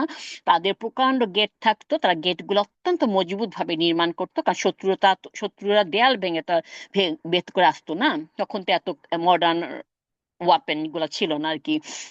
তাদের আসতে হতো গেট ভেঙে। যদি গেট ভেঙে ফেলা হয়, গেট যদি খুলে ফেলা হয়, তার মানে শত্রুপক্ষ শহরটা জয় করে ফেলেছে। শহরের পতন হয়ে গেলে আক্রমণকারী বাহিনী গেটের পাশে লাইন ধরে দাঁড়িয়ে যায় সেনাবাহিনীকে স্বাগত জানানোর জন্য, বা রাজা বাদশাহ যারা যাদের হয়ে তারা কাছে তাদেরকে স্বাগত জানাবার জন্য। তখন তো আকাশে আর ফাইটার জেট ছিল না যে উপর দিয়ে বোমা মারবে, প্যারাসুটে করে নামবে, তখন ছিল দরজা ভেঙে ঢুকা। এই মুহূর্তে আমাদের সাথে ফেরেশতারা আছেন, কিরামান কাতিবিন, মর্যাদা সম্মানিত ফেরেশতাগণ সবকিছু লিখে রাখছেন একটি খাতায়। এবং এটি কিন্তু কালি দিয়ে লেখা হচ্ছে না, আমরা যেটা বুঝি এটা হচ্ছে পেজগুলাকে, এক একটা আমলনামার পেজগুলোকে সেলাই করা হচ্ছে। কারণ কালির ক্ষেত্রে যদি পানি পড়ে লেখাগুলো অস্পষ্ট হয়ে যেতে পারে, বা আঙ্গুল দিয়ে ঘষা দিলে দাগ পড়ে যেতে পারে। কিন্তু লেখা যদি সেলাই করা হয়, আমরা যাকে বলি এমব্রয়ডারি করা হয়, আমাদের কাজগুলো পাতা, আমল নামার পাতায় এমব্রয়ডারি করে নথিভুক্ত করা হচ্ছে। অথবা লিমিটেশন বলতে পারেন। আরবিতে নাম হলো রকম, এভাবে রেকর্ড রাখা হচ্ছে। এটা ঠিক এখনই ঘটছে, কিন্তু আমরা তা দেখতে পাচ্ছি না, কারণ এটা ঘটছে একটা পর্দার ওপারে। এই পর্দার নাম হচ্ছে গায়েব, গায়েবের পর্দা। এই জন্য গায়েবের ধারণাটা কি ঘটবে বিচার দিবসে, সূরা কাফে যেমন এসেছে 22 নম্বর আয়াতে আল্লাহ বলেছেন, আমি আজ পর্দা সরিয়ে দিয়েছি, তোমার সামনে যে পর্দা ছিল আমি তা সরিয়ে রেখেছি, আর তুমি নিজেই তা দেখতে পাবে। অতএব এই মুহূর্তে আমার চোখের সামনে যে পর্দাটা আছে, অদৃশ্য জগৎ দেখতে বাধা দিচ্ছে। ঠিক একইভাবে যখন ডাক্তারের কাছে যায়, ওনারা যখন এক্স রে করেন, তখন এক্স রে মেশিনের ভিতর দিয়ে এমন কিছু দেখেন যা আপনি আমি এই মুহূর্তে দেখতে পাচ্ছি না। একটা লেন্স থাকে, একটা ডিভাইস থাকে, যে অদৃশ্য পর্দা দূর করে দেয়। শরীরের ভিতরে কোনো জিনিস না তখন দেখা যায়, এখন দেখা গেলে সম্ভব না, তখন দেখা যায়। একইভাবে আল্লাহ বলছে আকাশের পর্দা ছিঁড়ে খুলে ফেলা হবে। অদৃশ্যের উপরে কি আসে? ফেরেশতারা, অদৃশ্য জগৎ। তো তারা তখন দৃশ্যমান জগতে প্রবেশ করতে থাকবে, আমরা দেখতে পাবো। প্রথমবারের মতো মানব জাতি ফেরেশতাদের দেখতে পাবে। যখন মৃত্যু সামনে এসে দাঁড়াবে, শেষ বিচারের দিন, আকাশ ছিঁড়ে যে গেটটা খুলে ফেলা হয়েছে, আল্লাহ বলেছে ফেরেশতারা ওই গেটের সকল পাশে লাইন ধরে উপস্থিত হবে। আল্লাহ সিংহাসন সেদিন বরণ করা হবে 8 জন নিয়ে। 8 জন নিয়ে অনেক বর্ণনা আছে অন্য অন্যখানে। 8 জন কেমন দেখতে? যারা আল্লাহ আরশ বহন করার দায়িত্ব নিয়োজিত থাকবে। আল্লাহ আরশ সেদিন বহন করে আনা হবে শুধু মানুষকে দেখানোর জন্য যে দুনিয়া আখিরাতে রাজা আল্লাহ মানুষের বিচার শুরু করতে যাচ্ছে। আগের যুগে গার্ডরা রাজাদের বহন করতো এরকম ছন্দ সিংহাসনে। আসল সিংহাসনটা অন্য কোথাও রাখা আছে, এই সিংহাসনটা খালি বয়ে নিয়ে আসার জন্য সবার সামনে। এই বহনযোগ্য সিংহাসনটা আনা হয়েছে শুধুমাত্র বিচার কার্য পরিচালনার জন্য। যদিও রাজা এখনো আসেননি, তা সিংহাসন আনা হয়েছে। তো তিনি বলেন এত সবকিছু কেন ঘটছে, কেন সমগ্র জমি ভূপৃষ্ঠে সহজে সমান করে ফেলা হচ্ছে, কেন আকাশ চিরে খুঁড়ে ফেলা হচ্ছে, কেন সব ফেরেশতারা উপস্থিত হচ্ছে, কেন সিংহাসন আনা হচ্ছে, সমস্ত কিছু কেন ঘটছে? কারণ আল্লাহ বলেছেন সেদিন তোমাদের সকলকে আমার সামনে হাজির করা হবে, তোমাদের কোনো গোপনীয়তা আজ আর গোপন থাকবে না। তো বিশাল ব্যাপারটা ঘটছে একদম তখন। এক সময় যখন ক্ষুদ্র বিষয়গুলা ছিল দুনিয়ার কাছে, আপনি ছাড়া কেউ জানতেন না, আপনি ছাড়া কেউ জানতেন না, যা আমি বলেছি, যা আমি করেছি, যে নিয়ত আমার ছিল, মানুষ আমার কাজ করতে দেখছে, আমার নিয়ত দেখেনি, এটা গুপ্ত ছিল। সেদিন আর কোনো গোপন বিষয়ে গোপন থাকবে না, কিছু আর লুকানো থাকবে না। কিছু সাহাবা এই আয়াত সম্পর্কে বলেছেন, কারণ সেদিন মানুষের পরনে কোনো কাপড় থাকবে না, কেউ কোনো পরোয়া করবে না, মানুষ এত ভীতু হয়ে থাকবে, পাশের মানুষের দিকে তাকাবার কারো ইচ্ছা বা সময়ও হবে না। আল্লাহ শুধু মানুষের আমলগুলা উন্মুক্ত করবেন না, আল্লাহ তাআলা সেদিন নিজেদেরকে উন্মুক্ত করে দিবেন। এখন ব্যাপারটা এমন, এই যে বিশাল ঘটনা, আকাশ ও সমগ্র পৃথিবীতে নতুন করে সাজানো হয়েছে, ইঞ্জিনিয়ারিং করা আছে, সমস্ত কিছু উদ্দেশ্য হলো আমি আপনি আল্লাহর সামনে দণ্ডায়মান হই এবং দুনিয়ার সকল কর্মকাণ্ডের জন্য বিচারের সম্মুখীন হয়। তখন জমিন বলবে আমি মাটিতে হাঁটার সময় কি করেছি, আকাশ বাতাস বলবে কি করেছি, আমার শরীরে হাত পা সাক্ষী দেবে আমি হাত পা দিয়ে কি ধরছি, কোনো কিছু আর গোপন থাকবে না। একটা সময় ছিল অনেক অমুসলিমরা এসব প্রশ্ন করতো যে মাদার তেরেসা তো অনেক ভালো ছিল, তিনিও জাহান্নামে যাবেন? লেডি ডায়ানা কত অসহায়দের পাশে থাকতো, কত ভালো কাজ, সেও জাহান্নামে যাবে? এরকম প্রশ্ন অনেক অমুসলিম বন্ধুরা পরিচিতরা করতো, তাই তো? আনফর্চুনেটলি এখন ইসলাম মুসলিম বন্ধুরা পর্যন্ত এসব প্রশ্ন করে। ইসলাম কিভাবে বলে লোকগুলা জাহান্নামে যাবে, সে এত ভালো কাজ করছে, এই সেই। আল্লাহ কি বলেছে সূরা বালাদের 11 নম্বর আয়াতে? তারা ধর্মের ঘাঁটিতে প্রবেশ করেনি। সোজা কথা, তারা ধর্মের ঘাঁটিতে প্রবেশ, তারা আল্লাহকেই মানে না, এক আল্লাহ বলেই মানে না, তাহলে তাদেরকে আল্লাহ জান্নাতে কেন দিবেন? আমরা এখন যে জীবন যাপন করছি, আমরা আসল জীবনের স্বাদ পাইনি, পরবর্তীতে পাবো ইনশাআল্লাহ। আর তাই তো আল্লাহ বলেছেন এটা হচ্ছে প্রকৃত জীবনের গৃহ, আখিরাতের জীবনই প্রকৃত জীবন, যদি তারা জানতো। সূরা আনকাবুতে আয়াত নাম্বার 64-তে।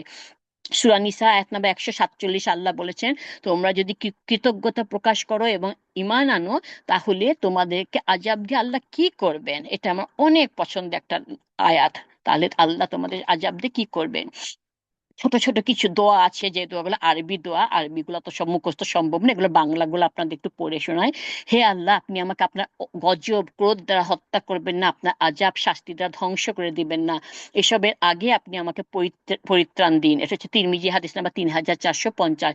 আরেকটা দোয়া হচ্ছে, হে আল্লাহ, আমি আপনার কাছে আশ্রয় চাই উঁচু স্থান থেকে পতিত হওয়া, কোনো কিছু নিয়ে চাপা পড়া, আগুনে পুড়ে মারা যাওয়া, পানিতে ডুবে মারা যাওয়া থেকে।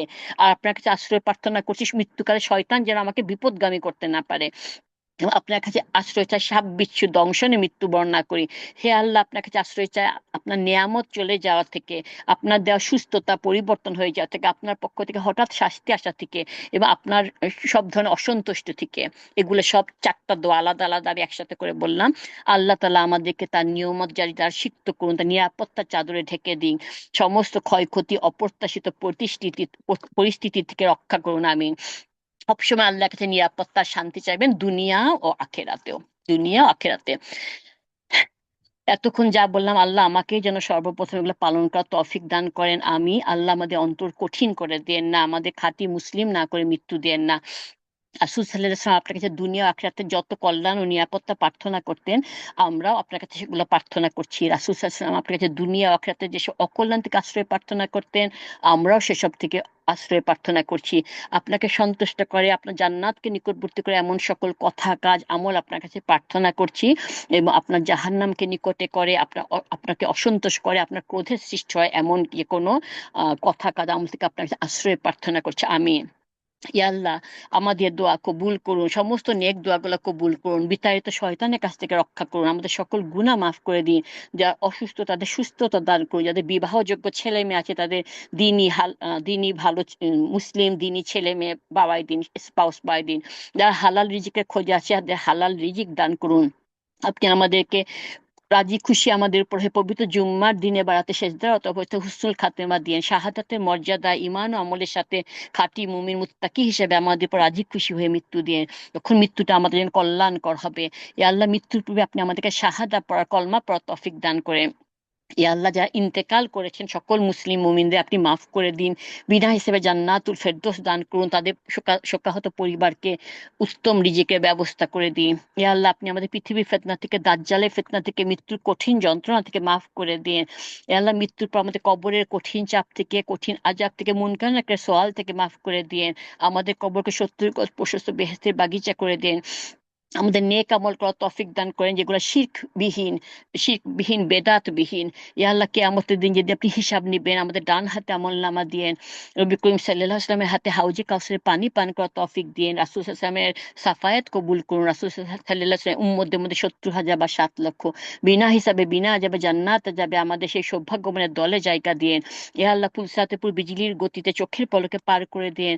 ইয়া আল্লাহ, জাহান্নামের আযাব থেকে, জাহান্নামের আগুন থেকে আমাদের রক্ষা করুন, যেভাবে জাহান্নামের আগুন নিরাপদ ও শীতল করে দিয়েছিলেন ইব্রাহিম আলাইহিস সালাম এর জন্য। ইয়া আল্লাহ, কিয়ামতের দিন আমাদেরকে আপনার আরশের ছায়ার তলে, ডান দিকের দলে, অগ্রগামীদের দলে, আপনার দিদার লাভকারীদের দলে, আপনি যাদের উপর চির সন্তুষ্টি ঘোষণা করবেন তাদের দলে, আপনি যাদের নিজ হাতে শরাবন তহরা পান করাবেন তাদের দলে, আপনার জান্নাতুল ফেরদৌসীদের দলে জায়গা দিয়েন। আমিন। ইয়া জাল জালালি ওয়াল ইকরাম, বিনা হিসাবে বিনা যাবে আমাদের জান্নাতুল ফেরদৌসের শ্রেষ্ঠ বন্ধুর সাথে জায়গা দিন। আমিন সুম্মা আমিন।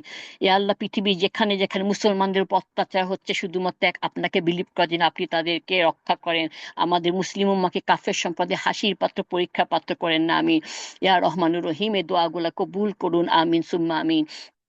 ربنا آتنا في الدنيا حسنة وفي الآخرة حسنة وقنا عذاب النار ربنا ظلمنا أنفسنا وإن لم تغفر لنا وترحمنا لنكونن من الخاسرين سبحان ربك رب العزة عما يصفون وسلام على المرسلين والحمد لله رب العالمين صلى الله على محمد صلى الله عليه وسلم سبحانك اللهم وبحمدك أشهد أن لا إله إلا أنت أستغفرك وأتوب إليك আসসালামু আলাইকুম রহমতুল্লাহ বারকাতুহু সবাই। শাম্মী মনে হয় বিজি হয়ে গেছে। আপনাদের কারো কি কোনো আজকের এই